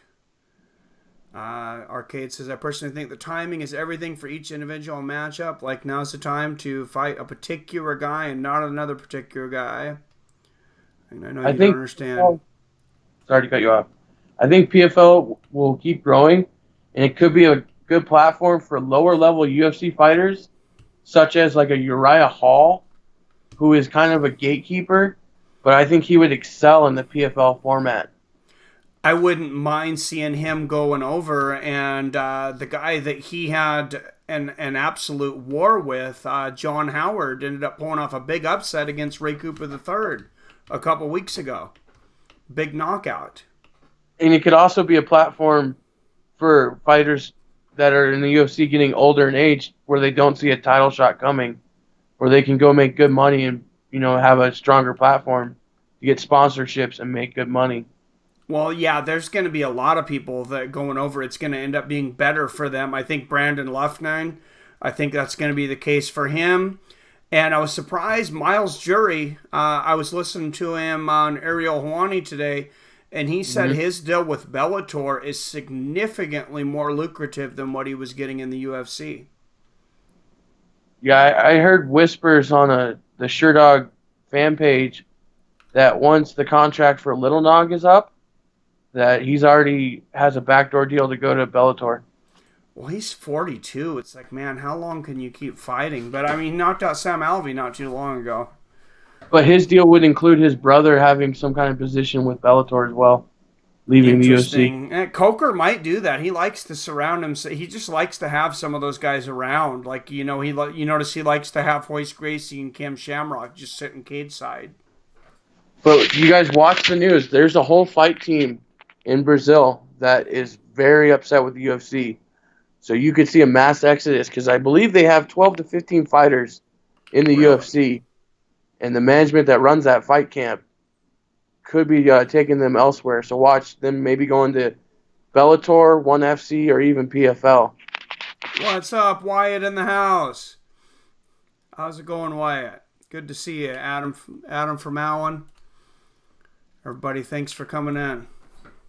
One spot left in the lightweight standings. Right now, Nate Andrews has that spot with 0 points at 0-1. Yeah, Ramsey, Nate Schold at 1, Magomedov at, they're tied at 1. Now you see 7th position, Ramsey Ninjum. He actually missed weight and was pulled from this card. Are they going to let him be in the playoffs? They're showing him in the playoffs. I'm not sure. Because they've cut some people that missed weight, but I think it's if you miss weight twice, you're out completely. Like, they don't want anything to do with you anymore. And he lucked out because he's already clinched a playoff spot. He's at number 7 right now, so he's lucky that he didn't need to fight tonight. So that'll be interesting. Wyatt, I kind of think Cyborg's been overrated too, just because there's not been anybody for her to fight. Ever since she won the fight against, and now I can't think of her name, was the one that went into movies after she lost the Cyborg in Strikeforce. Gina Carano. Gina Carano, yeah. I think it's definitely Amanda Nunes, Wyatt. Amanda Nunes is going to go down as the best female MMA fighter of all time. Now, as soon as I say that, Wyatt says Val, and Shevchenko's got a very good argument at that too. Both their fights were very close. I don't think it could be Valentina Shevchenko just because. Didn't she lose to Amanda? Well, they had it was very close though. I mean, I think it was like a split decision, and I believe I actually scored one of the fights for Shevchenko. But Amanda Nunes is so much better now, though, and I know Shevchenko is as well. But yeah, I'd like to see it again. And the greatest of all time is so hard to clarify because weight classes and competition at certain weight classes, like how do you compare Mighty Mouse to John Jones? They're both dominating, but some people would say John Jones has fought tougher competition. So Nate Andrews 15-2, Rashid Magomedov 23-3-1, 9 knockouts and a submission. He's a minus 650. That's another common fighter last name, Magomedov. There's a lot of those guys out there. Yeah, it's kind of like a Smith. Is Gabby Garcia a woman? I believe so. I haven't checked, though. Hell no.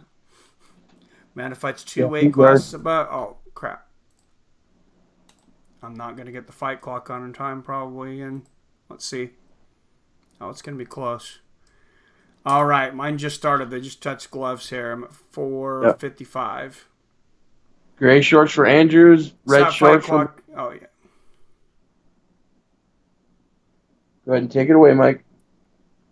Sorry, I was just going to say that fight clock's just about 4 seconds off. It looks about 3 seconds off, so real close to where I'm at.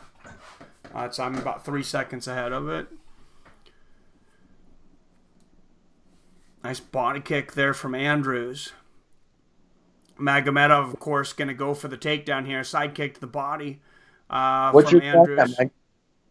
That? What's your time at? I'm ahead of you again. I'll tell you when I'm at 4:15 right now. Okay. I'm about a second ahead. Okay. I did not catch the odds on this one. Did you?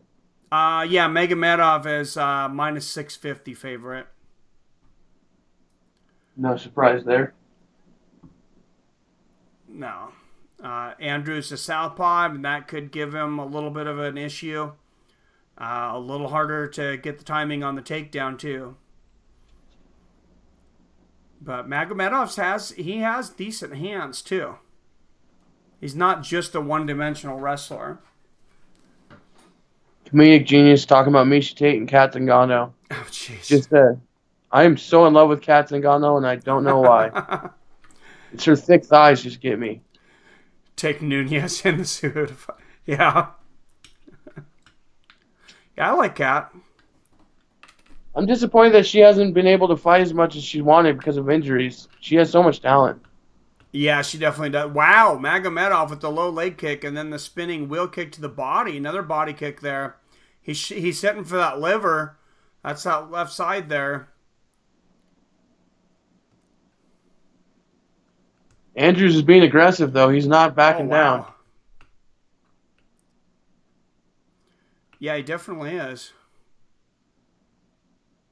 12 of the last 14 fights for Magomedov have gone the distance.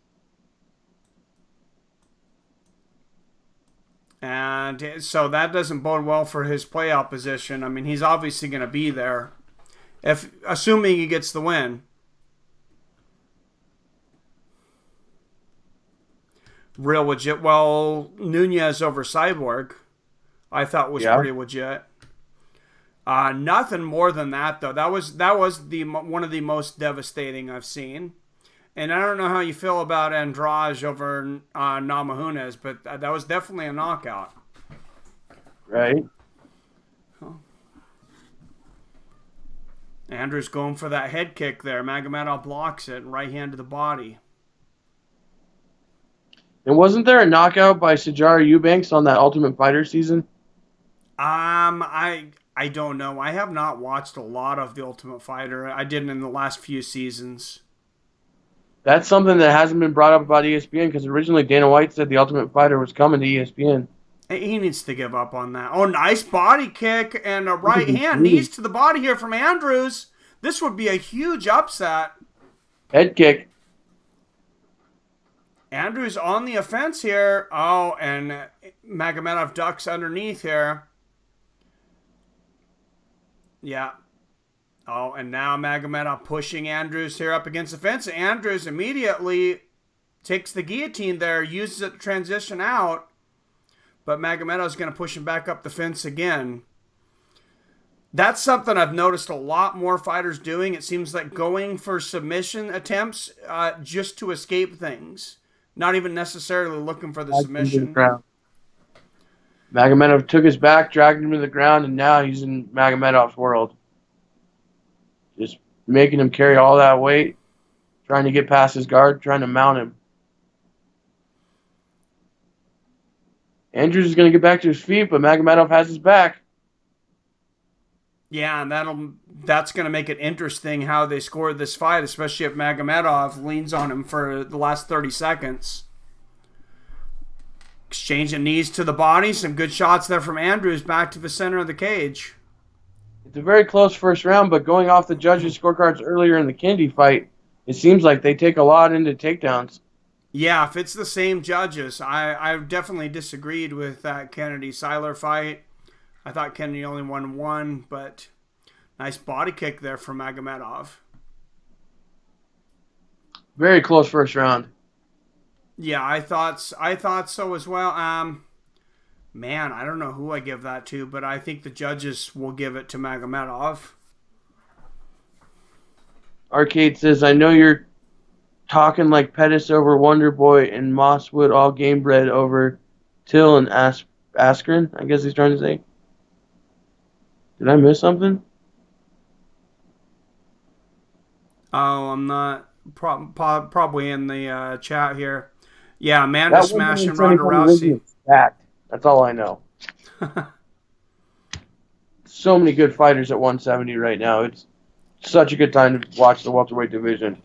Yeah, and it was not considered that deep not very long ago when Tyron Woodley seemed to have a lock on the division. Right. I mean, I guess he did. You know, he had the two really close fights with Wonder Boy Thompson, but I mean, he had a pretty long reign. There's the replay of that body kick from Andrews when the 1-2 as well. It did rock Magomedov. He followed up those knees to the body. He caused the most damage for sure. So they're just not giving me. Oh, there we go. I'm about 5 seconds off again on the time clock because they're not giving me any time when they come back from the commercial. Oh, there we go.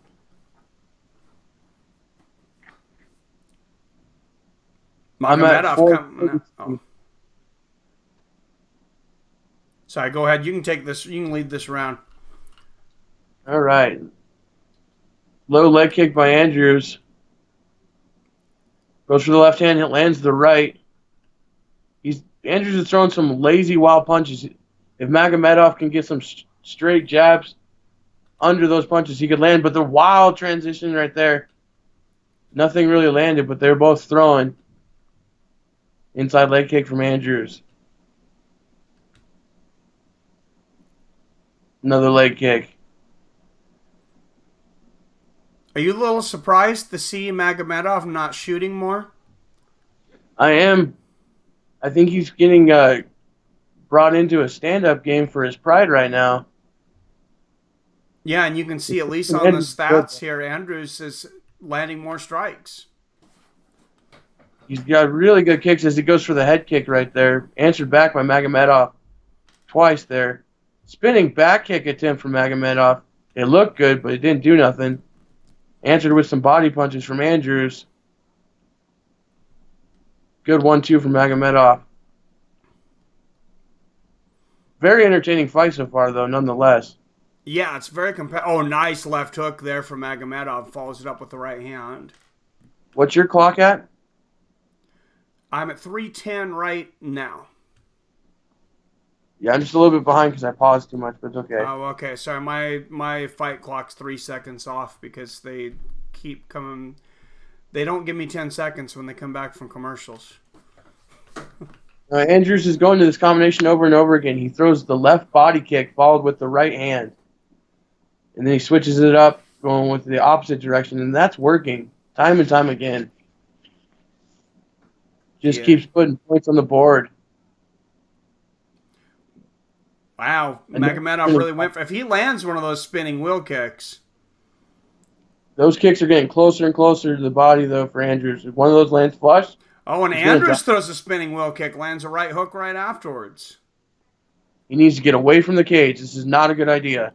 Yeah, I don't know why Andrews is going for the takedown here. Maybe his pride's getting the best of him. I think he's going to regret that. He needs to disengage and get back to the stand-up bout.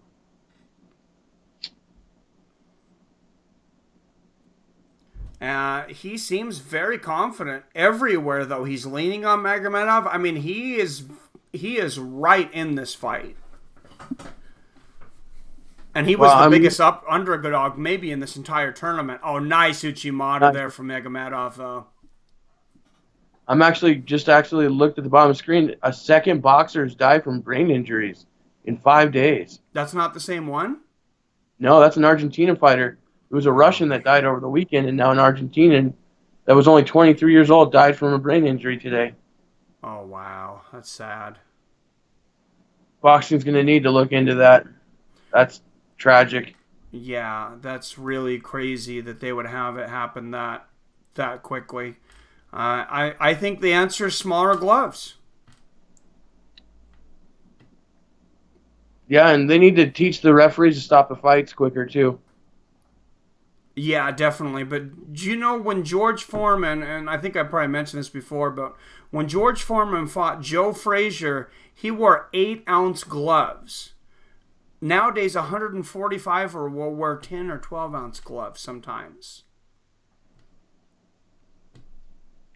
I don't see any reason for that.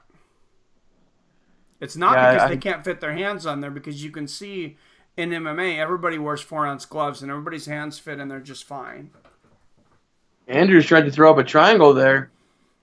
Magomedov is just a machine on the ground, though. He was losing this round and has completely taken it over. That's why I said Andrews was going to regret that decision, and it's come to fruition as Magomedov is now dominating the second round. Yeah, we now have the second round where Andrews was doing really well on his feet and has ended the round on his back, getting beaten up by Magomedov.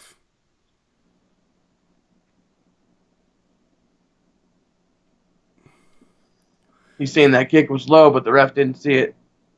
Yeah, so I have it around a piece. I gave the first one to Andrews, second to Magomedov. I have a feeling that these judges probably gave both to Magomed, though. I completely agree. My scorecard's the same as yours, but I think the refs are going to give both to Magomedov. And that kick, the replay was well. He kicked him in the butt. Well, I mean, I guess it kind of depends on where your package is sitting and how low it goes. I don't know. I don't want to get too graphic, but all men know where he just got kicked. And that's still a ginger area to get kicked in. Oh. I'm waiting for Comedic Genius's that's exactly what I was waiting for, too. Sponsor, yeah. Comedic Genius will share with the class what just got kicked.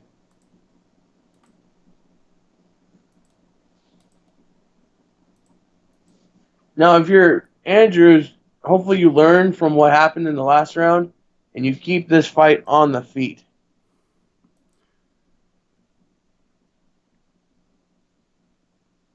Oh, and now they took too long to start it, and I'm going to end up 10 seconds off on the fight clock. Now, Arcade Chaos is saying, can someone refresh my memory? Who were they talking about Ortega fighting? I have no idea. Yeah, I don't remember. Okay, I'm just going to take the fight clock. Oh, wow, big exchanges here to start this round off.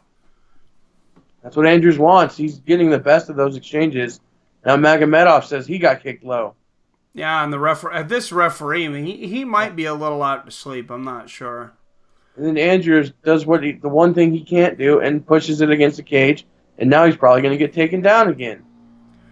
Yeah, this is... You got a game plan for the guy that you know you're going to be fighting. He's known he's going to be fighting Magomedov for a while now. It's not like in a tournament situation. It just doesn't seem like Andrews completely, game planned for his opponent. And, of course, we're on the ground now. Magomedov has someone to the back, landing ground and pound. What's up, Cameron Miller in the house? Thanks for coming in. Appreciate it. Thank you, Adam from Allen. I can't wait to see Stipe Miocic knock Daniel Cormier out.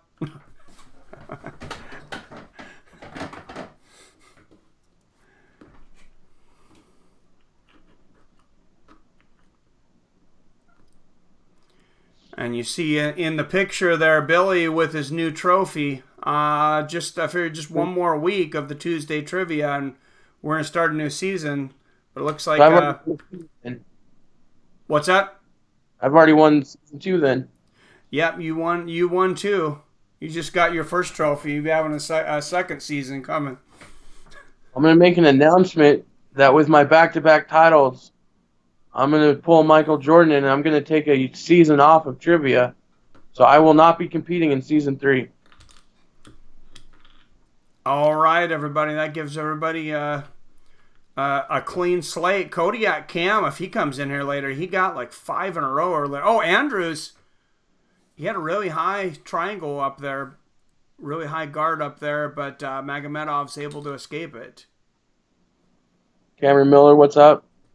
That way someone can win season 3 and we can have a special grudge match, one-on-one trivia, me versus whoever wins season 3. That's true.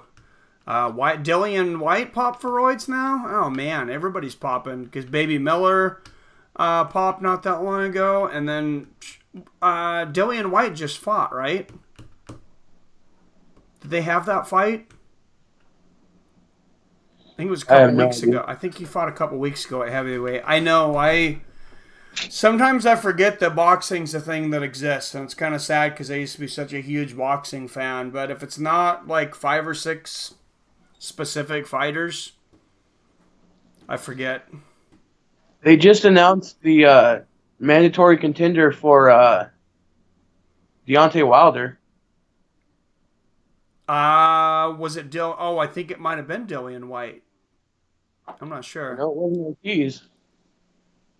How many times has DC been knocked out, and how many people have Sleepy actually knocked out? Do you know that number?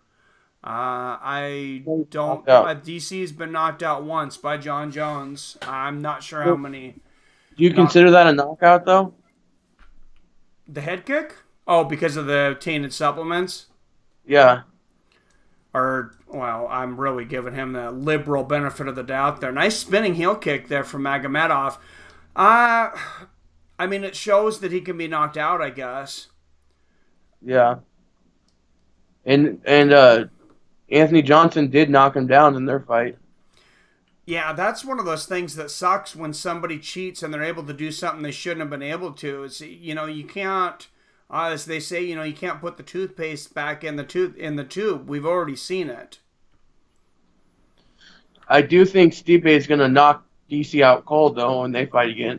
I think it's going to be a real bad night for DC. That's what I think. I think Stipe adjusts, and especially unless Cormier comes in. If I'm Cormier, I don't think I come in expecting a striking match, even though he got the knockout on the first one. I think I still look to use my wrestling. Stipe wasn't worried about DC's power, so he fought sloppy. I think he's going to learn from that, and I don't think DC's training. I think he's training, but I don't think he's training to the ability of back in the day. The door is closing on his career, and I don't see him putting as much effort in because he's an announcer now. He's starting a restaurant. He's doing all other kinds of other stuff on the side. I didn't know he was starting a restaurant. Yeah, him and a couple of his business partners are going to open a restaurant somewhere in Louisiana. It's probably New Orleans, I'm guessing. Very cool. You going to buy a Popeyes franchise? Yeah, from what I read, it will be a Cajun restaurant. So if him and Derek Lewis ran a restaurant together, I would definitely go there. Honestly, I think Dustin Poirier might be an investor because they come from the same town. That's kind of cool. I really am enjoying seeing a lot of these fighters diversifying beyond their career. I wish BJ. I don't know what BJ's issue is because BJ comes from money. I didn't think he had a money issue, but I was listening to Chad Mendez talk today, and he said he was actually thinking about retiring before his 2-year suspension. His business is going so well, but he didn't want to end his career like that. There's a big elephant in the room for the UFC, though.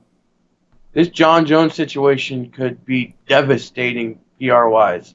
PR says John Jones also has a side business selling coke. Yeah, this is... Whatever happened, it's not good. Whether he ends up with, criminal negligence or misdemeanor or whatever happens to him, this is all around bad. And I got to think there's a point the ESPN says, listen, we don't like this coming from the NFL or the NBA. We don't like it coming from you either. You guys need to clean your act up. And Dana White and all of them were getting ready to put the feather in John Jones' cap and try to start rolling with him again as the face of the company. And pretty much when you read between the lines, Dana White said that he's learned his lesson that John Jones will never be the face of the UFC ever again. Yeah, and then it looked like he was heading into that incident. And then did you see a couple days ago, he just announced that he would like to fight on the November card. So he may end up on the Dustin Poirier, Khabib Nurmagomedov card. Look at this, Mike. The next PFL is heavyweights and light heavyweights. So there's my answer right there. Oh, so I wonder what weight. Maybe they didn't lose a weight class. Cooper's welterweight. They don't have middleweight, do they? Oh, is that what? I think you're right. I think that they cut out middleweight. Yeah, because they have 145, 155, but the 170 is always with the women's division. And then they have light heavy. Yeah, there's no 185. They're not doing middleweights this season. Huh. And RK Chaos says, nope, DC mauls him and still. I think, I'm going to say right now, I think Stipe versus Cormier, maybe not for the UFC, but I think for this channel, that's going to end up being our most watched show of the year, even over Poirier and Nurmagomedov. Yeah. There's a lot of bad public relations for the UFC right now, though. Well, and wow! And another surprise on the scorecards. Are we in Wichita? Unanimous decision. Nate Andrews clinches a playoff spot as the judges down another bottle of something. Has anybody seen Bill Cosby around slipping things to the judges tonight? I mean, this is... So if you're the UFC, you're going to want to coach your fighters not to be in strip clubs. John Jones has his problem, and then Razak Al-Hassan is accused of rape where he was a bouncer at a strip club. I'm not going to judge anybody if they go to... I just don't see the point in it. It just seems like you're opening yourself up to temptation. Where, if you're single, if you're married, whatever. If you're somebody that enjoys going to strip clubs, I'm not judging you at all. But it's not for me. Yeah, I agree with you, Robert. That, if you guys ever read into the Razak Al-Hassan story, it makes your blood boil what that man did to those two girls. And the UFC let him fight after this accusing already happened. Oh yeah. Wait, no, that's not the guy that had the car. That's a whole different thing. He was a bouncer at this club, and these two girls were very intoxicated, couldn't get home. He drove them to their house, where one of these girls' parents were sleeping in another bedroom, and he raped the two women. Allegedly, or has he been convicted? Allegedly, but it doesn't look good for him, I'll put it that way. What's up? And there's John Jones in the house right now. Jones, what did you do? No, just kidding. How's it going, Jones? So if anyone's interested in the story, look up Razak Al Hassan. He's either UFC middleweight or welterweight, and he had a pretty good MMA career going. Interesting. And he was accused of this, and then he fought in the UFC like 2 weeks after. Wow. He was already you should post the article to our Facebook. Okay. To the Facebook, if you don't mind, and I'll put the link up to our Facebook group for anybody that hasn't joined that yet. And there's Dean Hamper with the $10 donation. But not only did Razak Al Hassan get to fight, but Dana White put him on the opening fight on the main card of a pay-per-view. Thank you very much, Dean Hamper, with the $10 donation. It's good to be back. Good to have you back in there. So anyway, I'm off my stool now. I just want more people to be aware of the UFC allowing that man to do that. No, definitely. I was just, I just always try to give, some good time for our donations. But yeah, no, I definitely agree with you. And I did a story on this, and now I can't even think of the guy's name, but I thought was convicted of manslaughter, of killing several people in a car accident while being under the influence, and he fought 3 times since then. Wow. And like PR said, the Greg Hardy thing is there as well. Well, yeah. Not forget Greg Hardy, the newest woman beater in the UFC. Allegedly, but only because he intimidated the witness. If you listen to Greg Hardy's interviews, I don't know if anyone else gets this feeling, but you just get the sense that he's just a bad guy. Oh, he comes off like a complete psycho. Like I would, if I seen on the news that they dug up his yard and it was full of bodies, and this is really going to make fighters not want to come on here, but I would not be surprised. He's just, he gives me like a serial killer vibe, to be honest. Yeah, PR, I agree. I was watching the documentary that they did when Dana, Lorenzo, and Frank bought the UFC, and the passion it took and everything they did to make the UFC big and the platform that it's at now. And if you look at Dana White when he was back 2005, 2006 to Dana White now, it's like he's lost who he was. He's just a totally different person, and it's hard to... I can't imagine that they're real happy. I mean, I know they don't have the money. It's not their money anymore.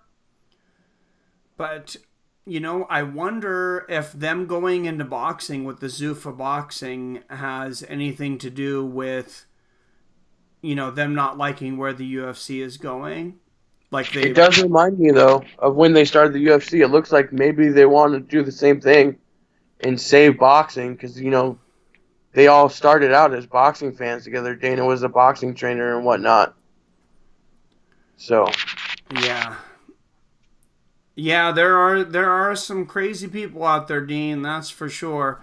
Well, and that reminds me, something a lot of people brung up, because I was pretty horrified when I first heard about the Jones getting her in that chokehold.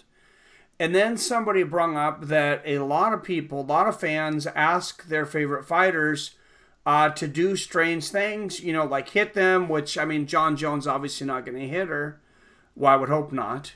I don't know if I can say obviously at this point, but I mean, he could definitely, you can get somebody in scissors and kind of play around with the choke and not hurt him. I'm not saying that's what he did. That's a famous case, though, Mike. Chuck Liddell got sued by a fan that asked him to take a picture and put him in a headlock, and the man told the police that Chuck was choking him out. And all he was doing was posing for a picture with the man. Oh, that's sad. Taking advantage of Chuck. I remember seeing a video, too, where somebody asked Chuck to hit him in the shoulder as hard as they could. And that was not smart. I don't think this person sued him, but I mean, probably separated their shoulder. And normal people are not meant to be hit by superhumans. Everyone's talking about the Greg Hardy situation, I'm counting down the days until we finally get the fight we all want. And that's Derek Lewis beating the living hell out of Greg Hardy.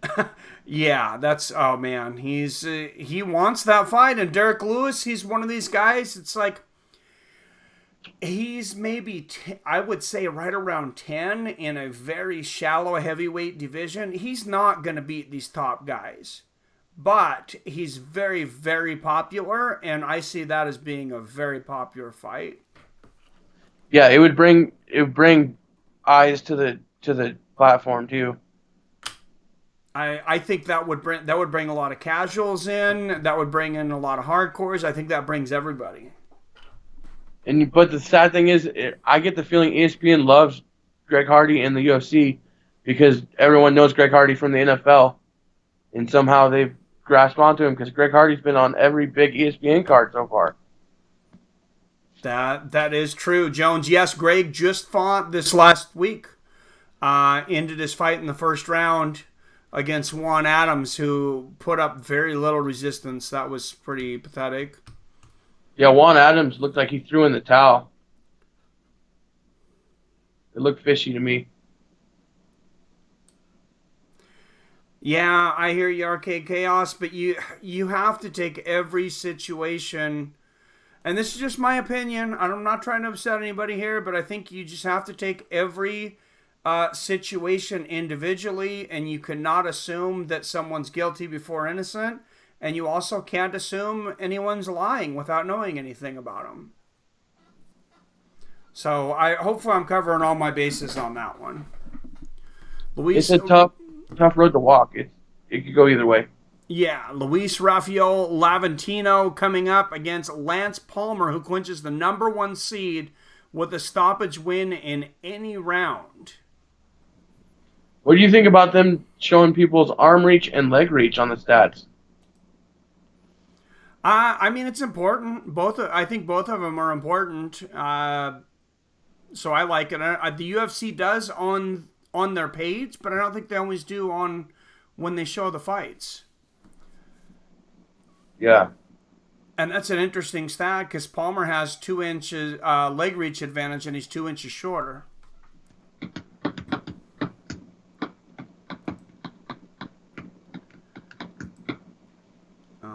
JDS just knocked out Lewis. I promise you, Greg Hardy's knocking out Lewis. I think he was pretty hurt going into that one. JDS is a stud. Wow, Larrentino, 34-1, 10 knockouts and 19 submissions. Oh. Derek Lewis also has that back problem, so when his back acts up in a fight, he has no defense to not get caught with a punch. He has to stand straight up.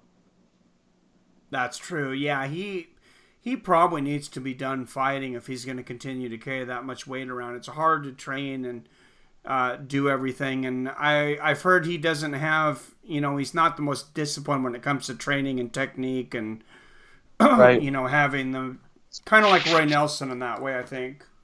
And we've all been talking about Weidman moving to 205. No one's talking about that they're giving him Dominic Reyes as his first fight at 205.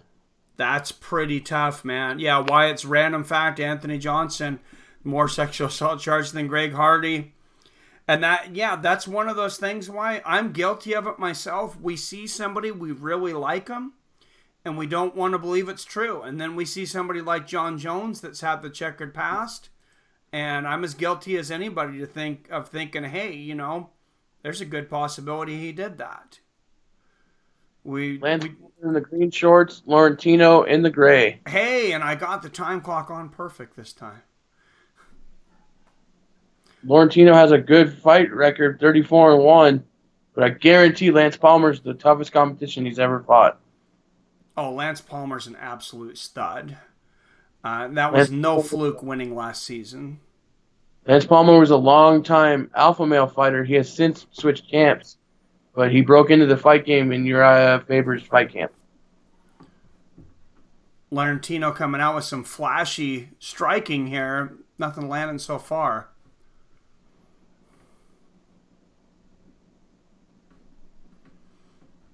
Oh, Jesus. You guys are going to get me banned again. I'm not going to comment on that. Oh. Takedown. Oh, you're ahead of me again. What's your clock at? 4 minutes. Oh, wow. I'm at 3:35. I'm pausing it. Oh, jeez. Okay. 3:30. I hit the wrong button. Okay. I'll tell you when I'm at 3:30 here.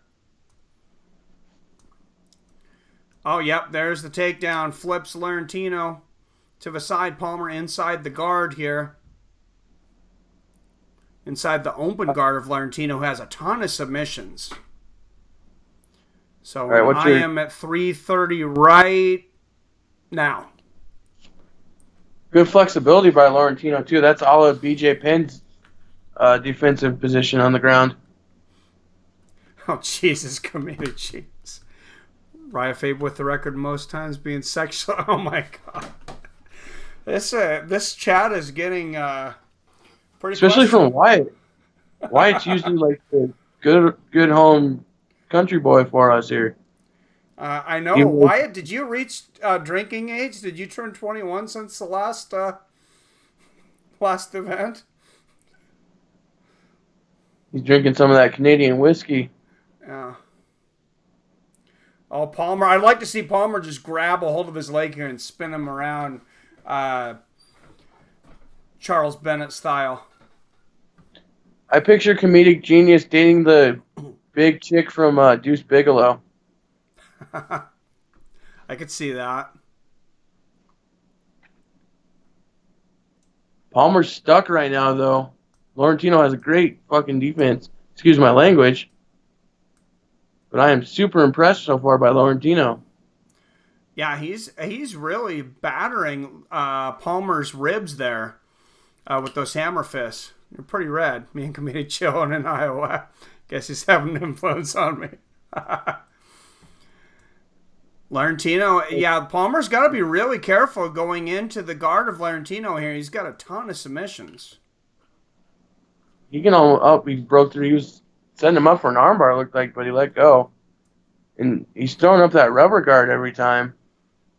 Well, we've had so many upsets so far. I mean, we had John Howard over Ray Cooper III the other week. We just had Magomedov lose, and albeit a controversial decision. Steven Sylar, last year's runner-up at featherweight, out of the tournament.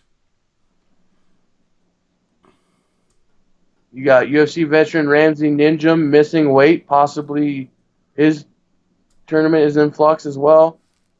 Yeah, it's Billy in the bottom right-hand corner. He's the guy holding the trophy because he won the trivia.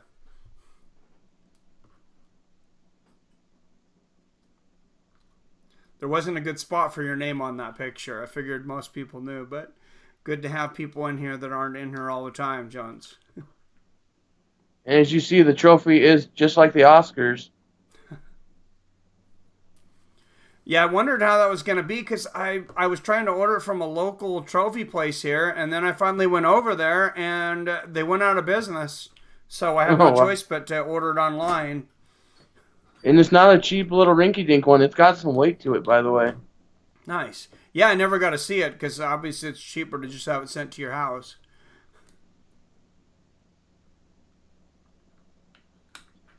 Palmer hasn't been too much, though, in this whole round. I mean, he's going to win it because of the control, but he can't really get any offense going, though.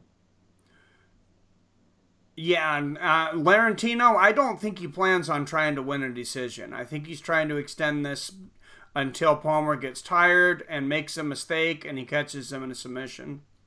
You can see with the high rubber guard. He had the choke in. Yeah, it'd kind of be par for the course. I'm going to throw a quick trivia question in real fast. All right. Hit refresh. In 5, 4, 3, 2, 1. Who was the first fighter out of Team Alpha Male to win a title in any major organization?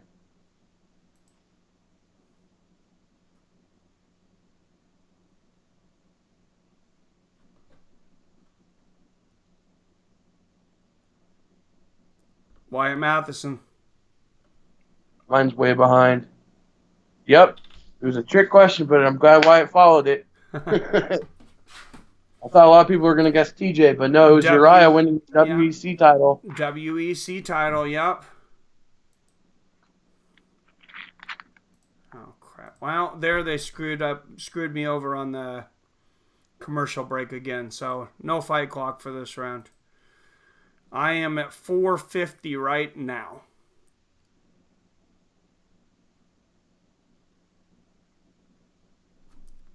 I missed the WEC. Yeah, that was fun, but they had weight classes. Oh, wow, big left hook there from Palmer. They had weight classes that weren't in the UFC yet. Yeah. That was one of the smartest purchases Zuffa made when they bought the WEC. Yeah. Oh, definitely. Yeah, that was a really good acquisition. I'm going to go grab a glass of water, Mike. I'll be right back. All right, sounds good.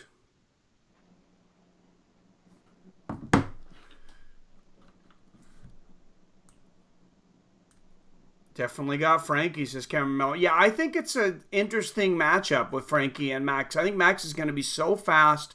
He's got such a low center of gravity. I still favor Max. Larrentino going for another spinning wheel kicks. Misses here.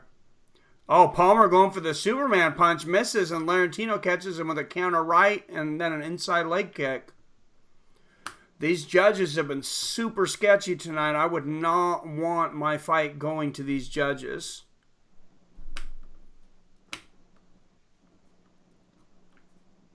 Yep, he beat Cruz, I believe, for the first title. Yeah, I believe that was correct. Palmer lands inside leg kick here.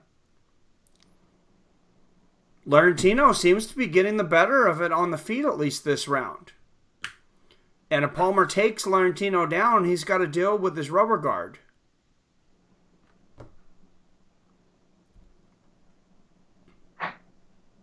Oh, spinning wheel kick. Palmer catches it, though. Great timing for Palmer. Gets the takedown. Wow. Wrestling is way of mixing it up. I don't think Max ever faced a good wrestler. I don't think he's ever faced anyone quite like Frankie Edgar. I just think it might be a really bad matchup for him. Palmer really focusing on the body, and then he goes up to the head of Larrentino and immediately opens a cut above the right eye of Larrentino.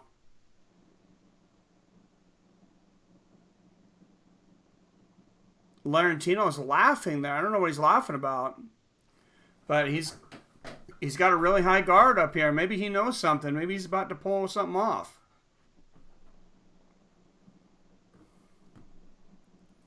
But he's only got 1 foot up.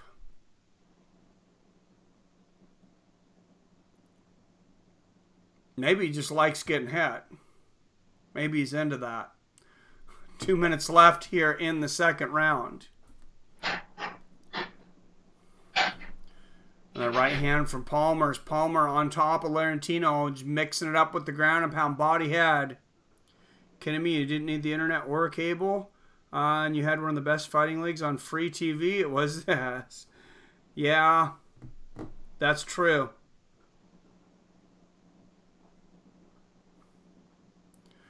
Well, remember, Elite XC was on CBS. You know, when Kimbo was their big thing. Oh, and Larrentino going with the high rubber guard goes too high, and Palmer goes all the way through it and then back in. Ends up back on top. Larrentino with those heel kicks to the kidney from his back. And those are not for nothing. Those definitely do hurt. Palmer...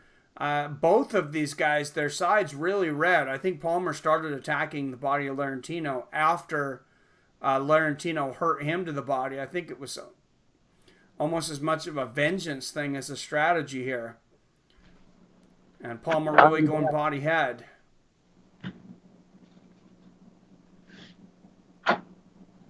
What did I miss in this round, Mike? Mostly just a lot of ground and pound from Lance Palmer. Okay. He caught a spinning wheel kick from Larrentino that I thought was going to catch Palmer in the head. Palmer timed it perfectly, caught the end of it, got the takedown, and pretty much pounded him out.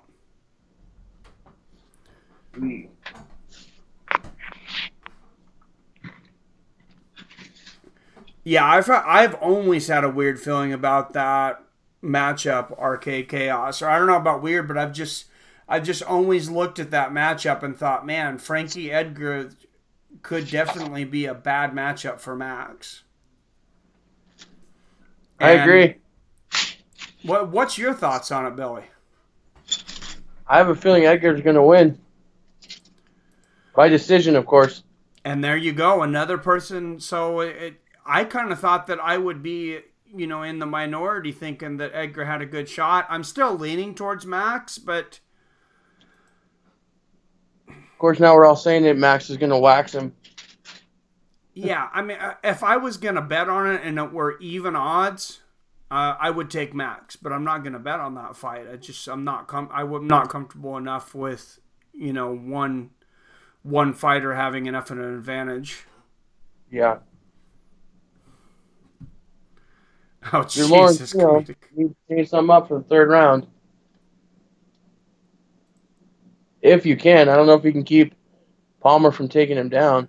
All right. Well, and there, I tried to hit the time clock in time. They got to give me 10 seconds. Bastards. All right, I'm at 4:50 right now. So if you're watching the time clock, I'll leave it up. It's 5 seconds off. I'm 5 seconds ahead of that.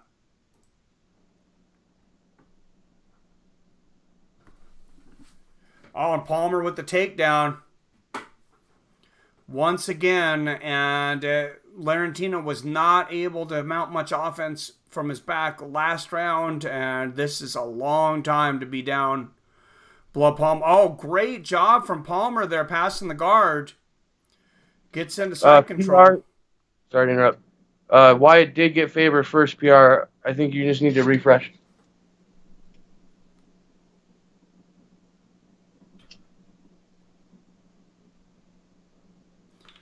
Yeah, it's going to be a good fight no matter how it goes, I think, Wyatt. Lance Palmer is dominating with his wrestling. Who's going to stop this guy? Yeah, he's real. These judges. I would not want my fight going to these judges tonight. I mean, you got the three blind, drunk, deaf, mute. I mean, I don't know how. I may not be the biggest fan of Magomedov's style because he doesn't finish a lot of fights, but I don't see how he lost 2 rounds. Yeah, I don't know how Magomedov lost that fight. Oh, Palmer, quick transitions here.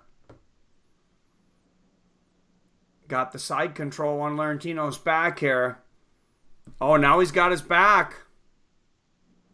Lands the right hand, and you got to wonder, Larrentino's got all those submissions. I don't know what the competition he faced, though, what the level of competition was. Because it's like you see guys come in the UFC. Everybody's got a great record. Everybody's got a ton of finishes. And then when they get in the UFC, it's a different story. Right. Just like Ben Askren, for instance. Yeah, well, I think Lawler exposed him. Palmer might have the choke here. No, he doesn't. Don't go. Bad angle. Palmer's got mount, though. That's true. Why Max never has a boring fight. Am I ahead, Mike? I'm at 2 minutes and 25 seconds. Nope, right there. Palmer's got the back. Now he's trying to... Oh, he's going to roll back over. He's Getting some the good ground and pound here. They're going to stop it. There it is. And Lance Palmer gets the finish in the third round. He'll put 4 points on the board, and I believe that will clinch a number 1 seed for him. Askren's fighting Damian Maia? I think he's just saying what our thoughts are if he did. That would be a horrible matchup for Askren. Maia wants you to take him down. Well, yeah, but what isn't a horrible matchup for Askren in the UFC? Yeah, if Askren can't beat Damian Maia, he's not title contender worthy at all. I guarantee you he's not title contender worthy. Oh, really? Huh. I did not know that. Officially over right after coming to the UFC. Yeah, and Lawler, I mean, everybody's seen it. Lawler knocked him out, and then he hit him so hard he knocked him back into consciousness. Yeah. And did you see they let Eddie Alvarez back into the tournament in ONE FC? I seen that because his opponent wasn't able to continue, so Alvarez has a chance at winning another title. He had Strikeforce, Bellator, Dream, and UFC, I believe. He was never in Strikeforce. Or was he not Strike? Okay, so it's Dream. I wasn't sure about Strikeforce, but I know Dream, Bellator, UFC, and then that would be a fourth. Champion in Elite XC. Was it Elite XC? Yeah. That's a lot. Wow, total strikes. Hopefully these judges can't mess this up, but they've been pretty bad tonight. They can't because it was a stoppage. Well, this is true. Yeah, okay. Lance Palmer did good, though. He decided to turn it on and stop the fight. Took it out of the judge's hands. Yes, he did. Atheist for the cause. Thank you. Glad to be back. Wow, and Cowboys Ezekiel Elliott not on team planes, yet players have to report to California training camp. Just we were talking about UFC people having issues. Lance Palmer, there he is, number 1 seed. He'll face Rabodinov. And you got Gilpin versus Harris. Larrentino, still the number 3 seed. Will face Kennedy, who had a big upset, and then Aliev versus Pineda. Interesting that Larrentino's still that high of a seed. Must have had a first-round finish his first fight. I couldn't remember what his first fight was. Perfect 7-0 since entering the PFL for Lance Palmer. And you got to think, unless you're a top star, if you can come in and just dominate PFL every season. I mean, I don't know what their normal purses are, but just that $1 million purse at the end of the year, you're probably going to make more than a lot of UFC fighters, most UFC fighters. I agree. New improved Masvidal. I hear a lot of people saying that Masvidal got lucky. I don't think you can take credit away from somebody when it happens twice. Definitely not.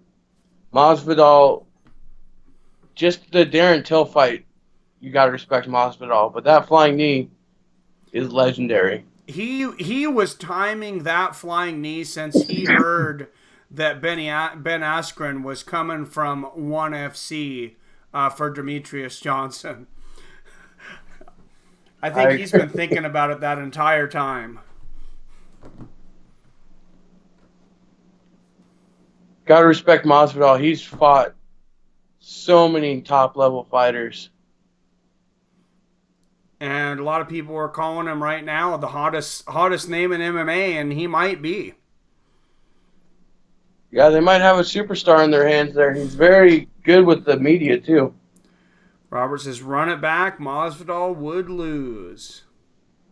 Which one? Till or Askren? I don't see Askren beating him. I don't know. I think it's going to be very hard for Askren most fights to beat anybody in the top 10 in the UFC. I know he got that kind of strange win over Lawler, but if they have any striking whatsoever, I that's a tough matchup. Yeah. Dean says, I predict Moss will lose his very next fight. Maybe. If it's against Leon Edwards, I would take Leon Edwards in that fight. Yeah, I agree with you, Wyatt.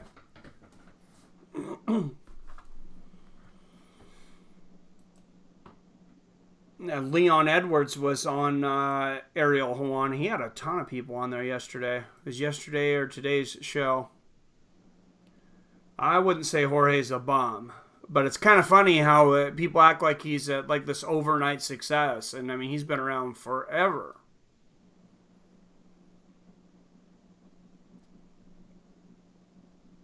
Chris Wade, 2018 PFL lightweight semifinalist. He's 2-2 in the PFL now. Kind of interesting. This is the main event. Yeah. Oh, but Aliev will clinch the number 1 seed with a stoppage in any round, so maybe that's why.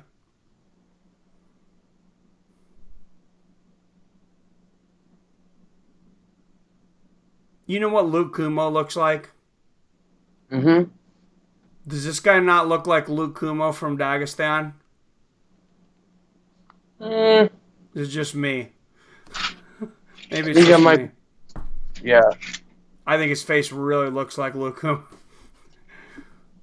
Maybe not with the goatee, but Chris Wade, 2 years older at 31 years old, 2 inches taller at 5'10". Aliev will have a 2-inch reach advantage, though.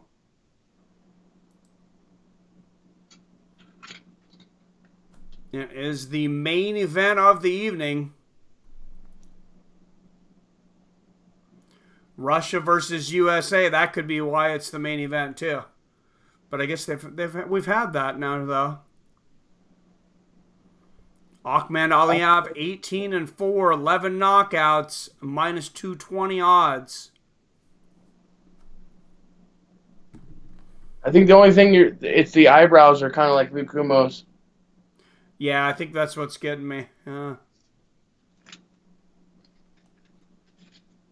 Were you a Luke Kumo fan on The Ultimate Fighter? Yeah, big Luke Kumo fan, and we talk quite a bit right now, actually, too. He's been on the show. It was a little while back, but Chris Wade, 15-5, 5 submissions. But yeah, I was a fan of those big elbows that cut people because that's not something a lot of people do. Kenny Flooring was the first that I remember doing that in The Ultimate Fighter against Lieben. Yeah, he really cut a lot of people with those elbows. That's true. They're sharp elbows. Chris Lieben probably should have been in the finals that year if it wasn't for those elbows. Yeah.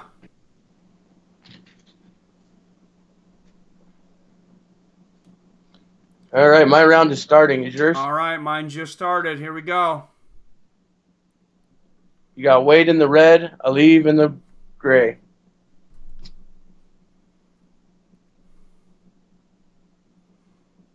Oh, Wade goes for the head kick there. Aliev blocks it. Yeah, Wade definitely pretty intense. Blocks a head kick there again. I don't have the sound on. Who are the commentators tonight? Sean O'Connell, Randy Couture, and I can't think of who the third one is. Is it Sean Grande or no? No, I'll show him again. I can't think of who it is. Todd Harris, possibly. Nice body kick there from Wade. Yeah, I'm not sure. I don't know. I can't think of their name for some reason. They'll probably show it here in a minute. On Wade goes to flying knee. Oh, beautiful takedown, but Aliev reverses it. Gets on top. That was an Ogoshi hip throw there from Wade, but Aliev just rolled with it and ended up on top. Let the momentum do all the work. Yep. All right, back into the center of the cage.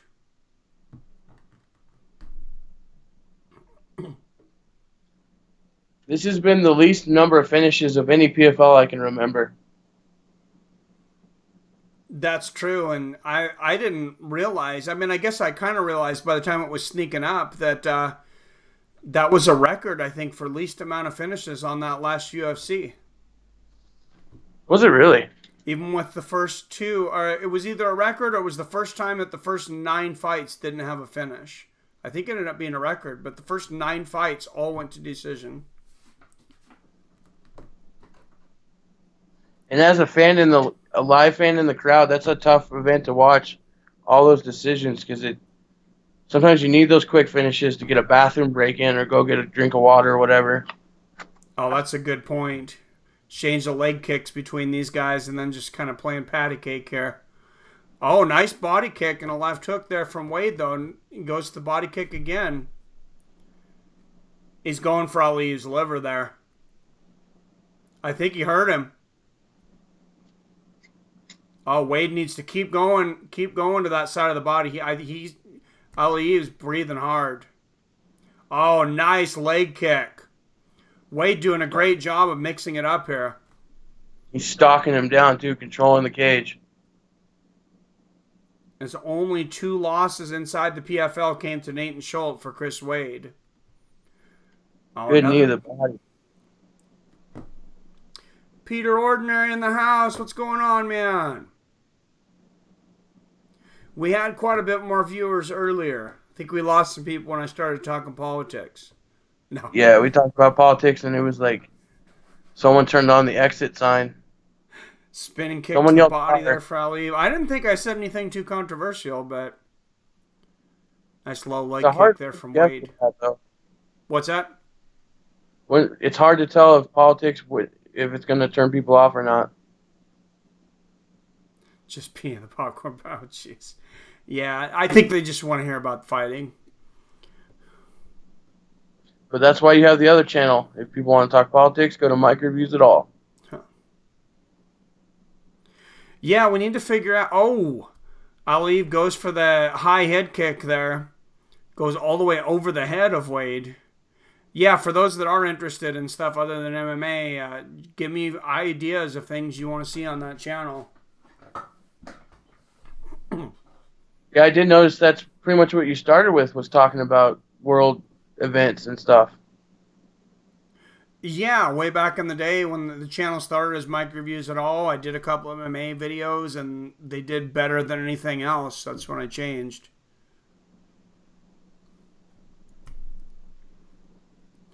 Wade has lovely hair. All right, Peter. Do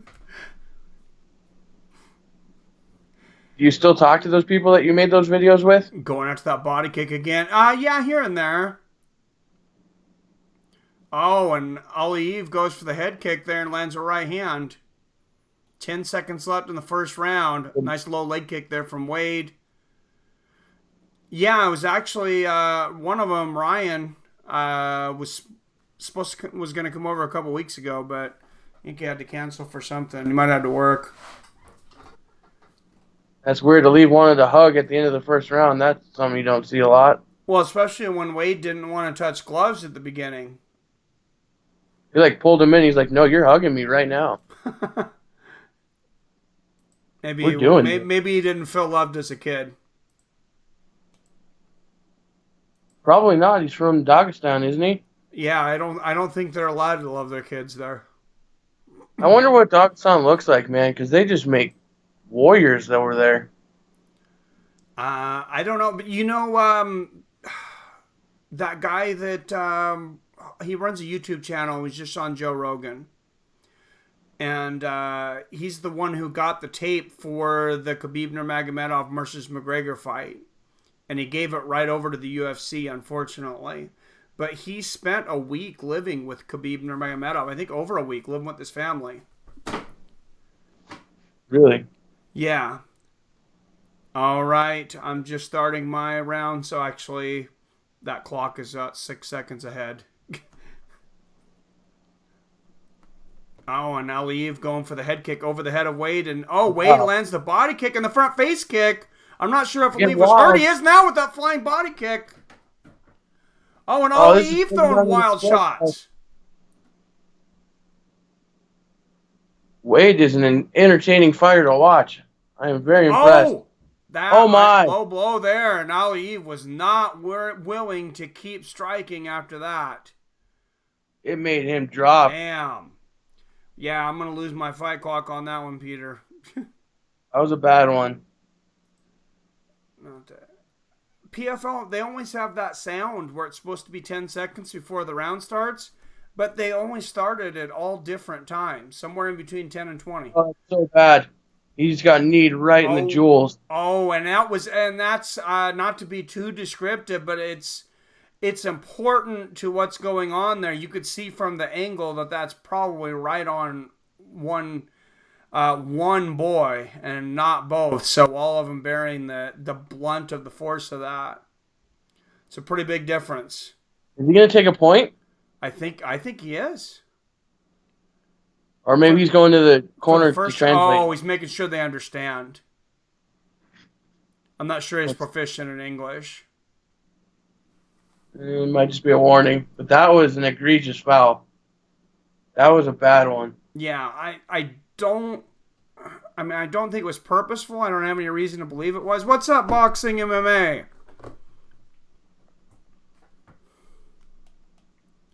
Know a man who has a channel with sound, but he went full Trump mode and got millions of views. I know a lot of people that have, man. They go to one or the other side of that. I won't even get started. But yeah, a lot of people end up making their way that way. Wade with a couple of leg kicks here. Let's see if that low blow affects Wade's ability to fight. Looks like it's not affecting him too bad. He's throwing those kicks.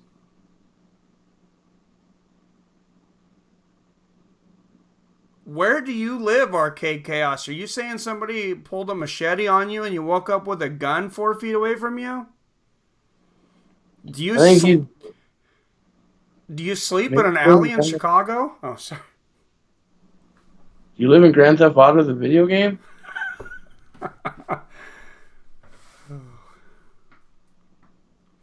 Oh. Spinning kick there, missed. Nice straight right there from Aliev. I'm noticing a lot of these Russians throwing those spinning heel kicks. That was a nice body kick from Wade, though. It's almost like when they start to trade, someone hits fast forward. Oh, big right hook there from Aliev. Yeah, it is.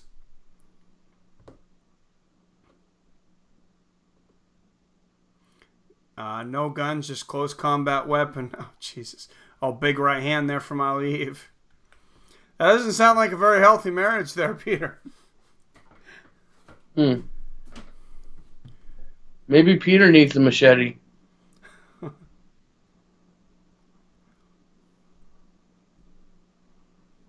Now, I know I say no striking against one, but if somebody pulls on a gun on you, for God's sakes, try to disarm them or do something.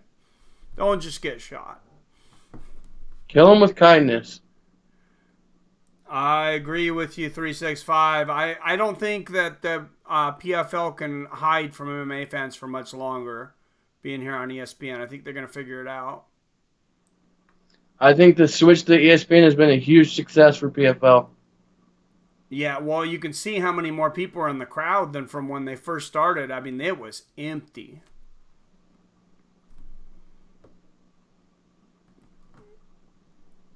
I think they have a really good concept and really good backing. Some smart minds running this organization. I think they're going to be great. A couple of nice shots there from Aliev with the hands and a nice left hook there from Wade. I'm not sure who's winning this fight, but it's got to be pretty close. Oh, nice spinning back fist from Aliev.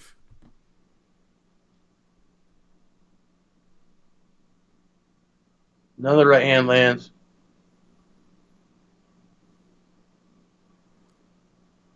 And that's interesting. Wade decides to clinch. I think he's tired. He's starting to breathe his mouth open. It's been nonstop action, and he got kneed in the nuts. Yeah, he ate a body kick there, too.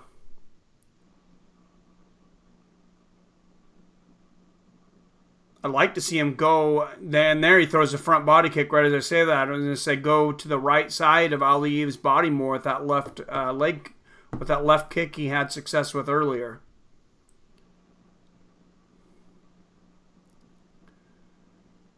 Nice straight right there from Aliev.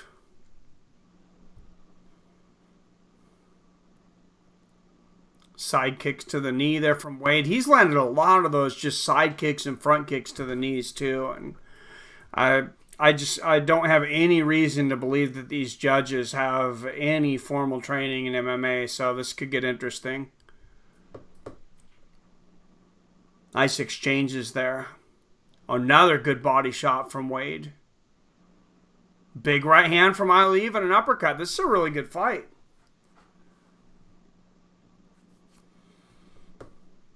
The medication Arcade Chaos is taking, I think some people call it acid.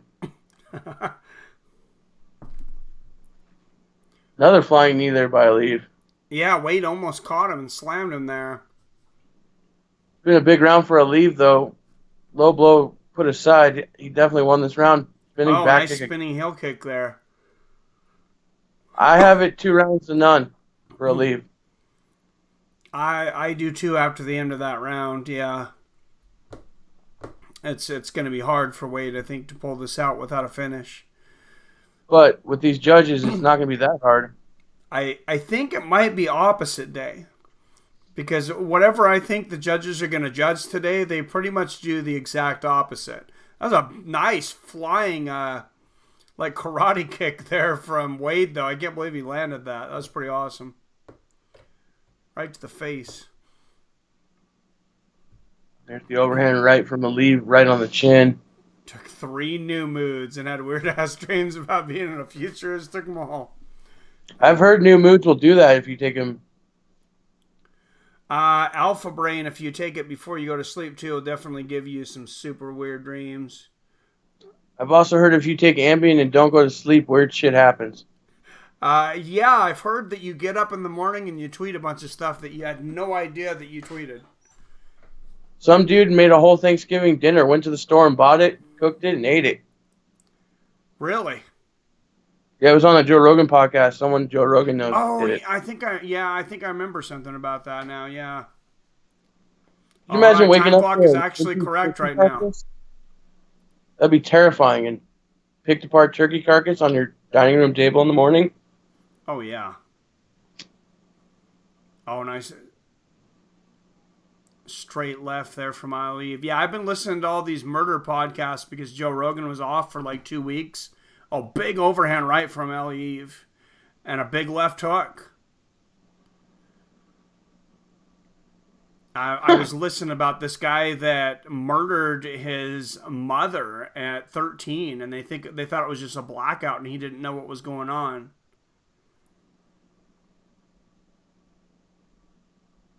Did Rogan go on vacation? Yeah, he was gone for like 2 weeks. So I've finished off like 2 different murder podcasts and was halfway through a third. Nice left hook there from Wade. I mean, 2 full series because I just listen to podcasts like 8-10 hours a day at work. What's a murder podcast?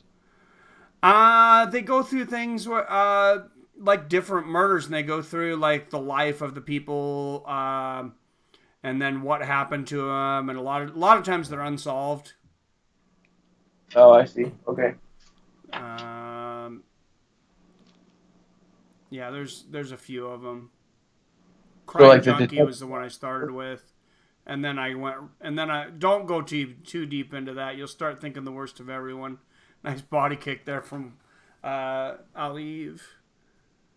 We're friends with Comedic Genius. We already think the worst of everyone. This is true. Nice low leg kick there from Wade and a straight right. Yeah, but this guy killed his mother when he was 13, so they sealed the case because at the time he was when he was a child, they didn't try him as an adult because they didn't back then, and they sealed the case, and nobody knew, not even his wife, knew about it. Oh, big right hand and a 1-2 there from Aliev. Peter Ordinary, laugh like Mike. I'm in Fresno. Okay. Oh gee, that is a bad place. I've been in Fresno, man. Yeah, I opened up a store over there. That grocery outlet you guys have, I opened that up years back. Is Fresno in Southern California, or where is that at? Yeah, I think it's considered Southern. California's so long, like Central to Southern. What's in your Ambien? America Sleepers Relaxed. I'm scared of the thought. I'm too scared of the thoughts in my head to take Ambien. That's all I'll say. Nice right hook. Peter, you live... Sorry. Oh. But, Peter, you live in Fresno. I'm moving to Modesto. Do you know how far away that is from you? Nice combo there from Aliev.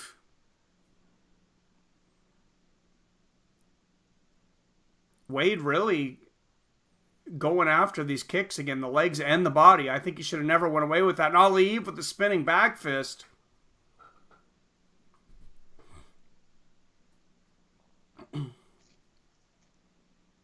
I think I'm moving close to the San Joaquin Valley. I'm not quite sure, though. But it'd be cool if Modesto's near Fresno. I could meet up with you.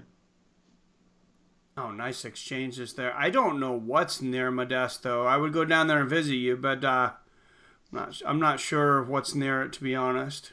Nice right hook from Aliev. Is that a low blow? Well, Aliev's saying it is I didn't see it. It looked like Aliev was throwing a kick at the same time, and he just put his thumbs up and says, "I'm good." So I don't think he's faking it if he wanted to come back that quickly. They're even with low blows now. Yep. If you're Jorge Masvidal, you know you got a freebie right at the beginning of the fight. So I'm kind of surprised more people didn't call him out on that, though, because I'm pretty sure that he threw that low blow at the beginning of the Till fight 100% on purpose. Is that just me? Oh, I think I lost Billy.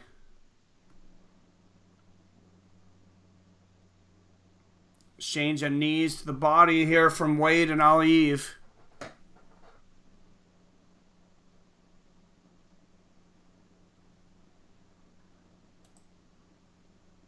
You still there, Billy?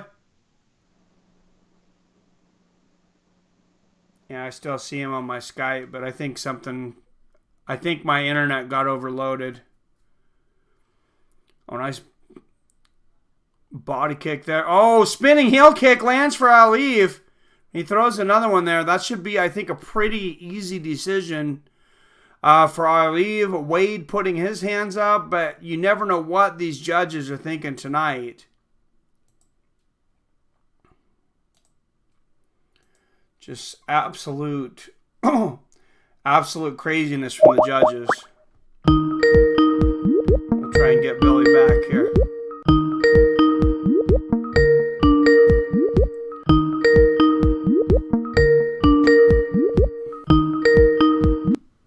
Hello. Hey, what's up? Same thing we were doing 2 minutes ago. All right. I think my so he says he's getting a beer. I think my internet might have overloaded because I noticed right after that my Roku went to loading. Okay. Missed the fights. Who got robbed? Magomedov, I think, definitely got robbed. And then there was another one that Jeremy Kennedy over Steven Sylar. I thought Sylar won that fight. And Steven Sylar, the runner-up last season at featherweight, is out of the tournament.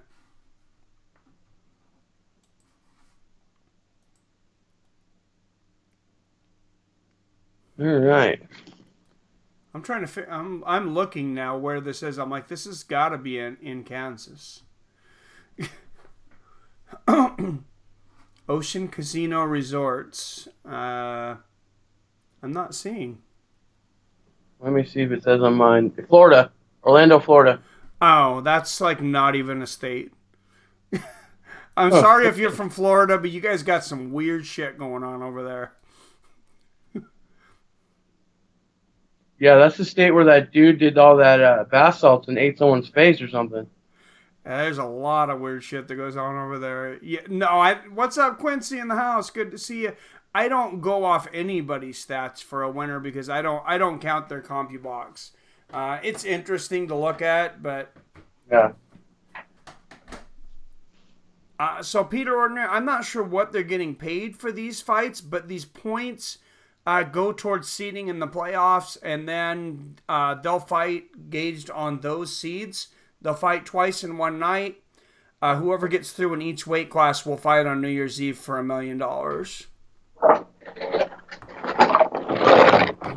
Is that always their plan, schedule-wise, is New Year's Eve? Yeah, and I was just thinking that that might be their second mistake. I like what PFL does, but I'm not a fan of the way they do their scoring for the playoffs as far as the judging, and I just don't see a lot of people spending their New Year's Eve watching PFL. I mean, if you're single, but good luck talking your girlfriend into wife on New Year's Eve, talking her into sitting and watching MMA for 5 hours. Didn't we stream that last year? We did. It did not get a lot of viewers. It got about maybe the same amount as tonight or fewer. Did your wife finals. think you about that one? Here's the decision. Here it is. Wow. Chris Wade, and again, like I said, Folks, whatever the opposite is of what you're thinking, that's what these judges are going to do tonight. Yep. It's official. Orlando is officially moved from Florida to Kansas. Dude, I wanted to go to every state in the union. Florida is one of those states where I don't want to go there. I've heard so many crazy things. If you're gonna go to Florida, do something cool and go see like a shuttle launch or something at Cape Canaveral. Watch them launch a rocket.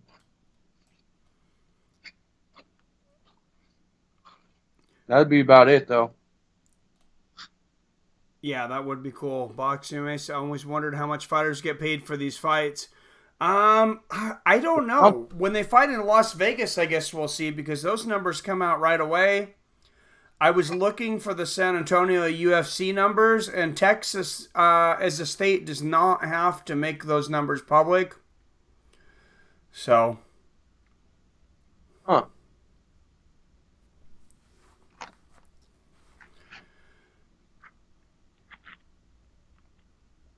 I still think Palmer should have been main event. Yeah, I think so too. And that was, I don't know. I don't agree with that decision. But playoffs are set for featherweights and lightweights.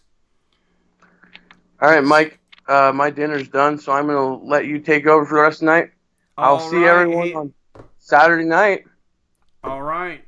Well, I will see you Saturday night. Have a good one. Thanks for coming on. All right, we'll see you guys later. Have a good night. Bye.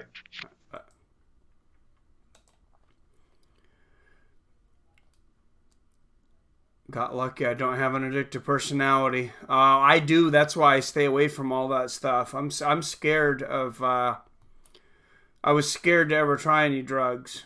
Otherwise, I might have ended up in trouble. My wife grew up in Humboldt County, actually. Where at in Humboldt County, Peter? She lived in McKinleyville. That's where she was born, I believe. Or where she grew up anyways, when she was real young. McKinleyville, Eureka area.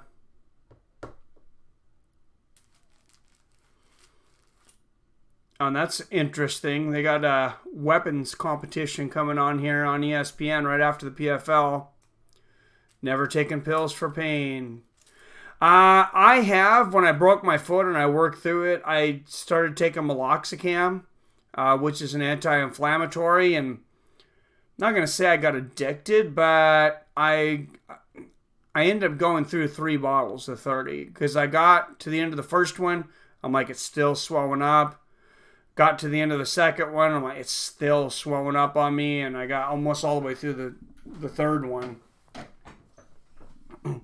Oh, Arcadia, that's a crazy place, man. You can get ginseng on tap there. That's the first place I've ever seen ginseng on tap there, though. 20 years ago, you could get ginseng on tap there. The University of the Friend. Went there. Yeah, Arcadia, we went through there. That's a wild place, man. From what I've seen. I haven't been there in a while. Watching Castaway, Tom Hanks. I still have never seen that movie, actually. So, all right, guys. Hey, thanks for coming in on another stream. Thanks for supporting me for this. Thank you, donations for tonight. Arcade Chaos with the $5 donation.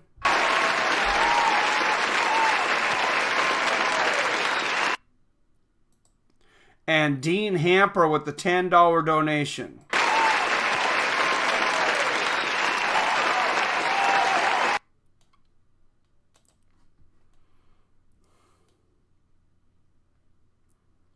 Yeah, thank you very much for that. I want to thank my sponsors real quick. I saved some of these till the end because some people told me that they didn't have time during the stream to check these out. So towards the end of the stream, I'm going to throw these out here.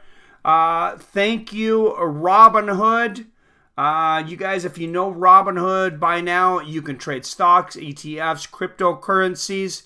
and you can start out with them with a free stock, absolutely no risk. They won't take any money from you whatsoever.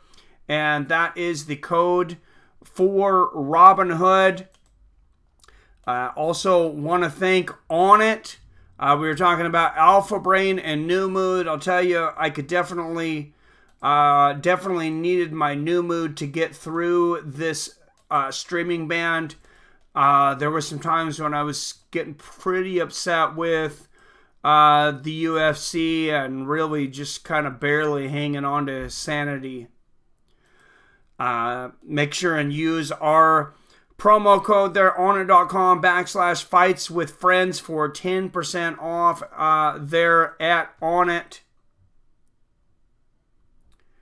I really like their Alpha Brain drinks over there now too. And that's it for the sponsors on this one. Love sponsors. Thank you, Boxing. I have a channel. I will check out your channel, Peter Ordinary. So does Arcade Chaos. So does Pulse Reloaded and Boxing MMA 365. Peter Ordinary, I see your posts on Twitter. So I follow you on Twitter. Thank you.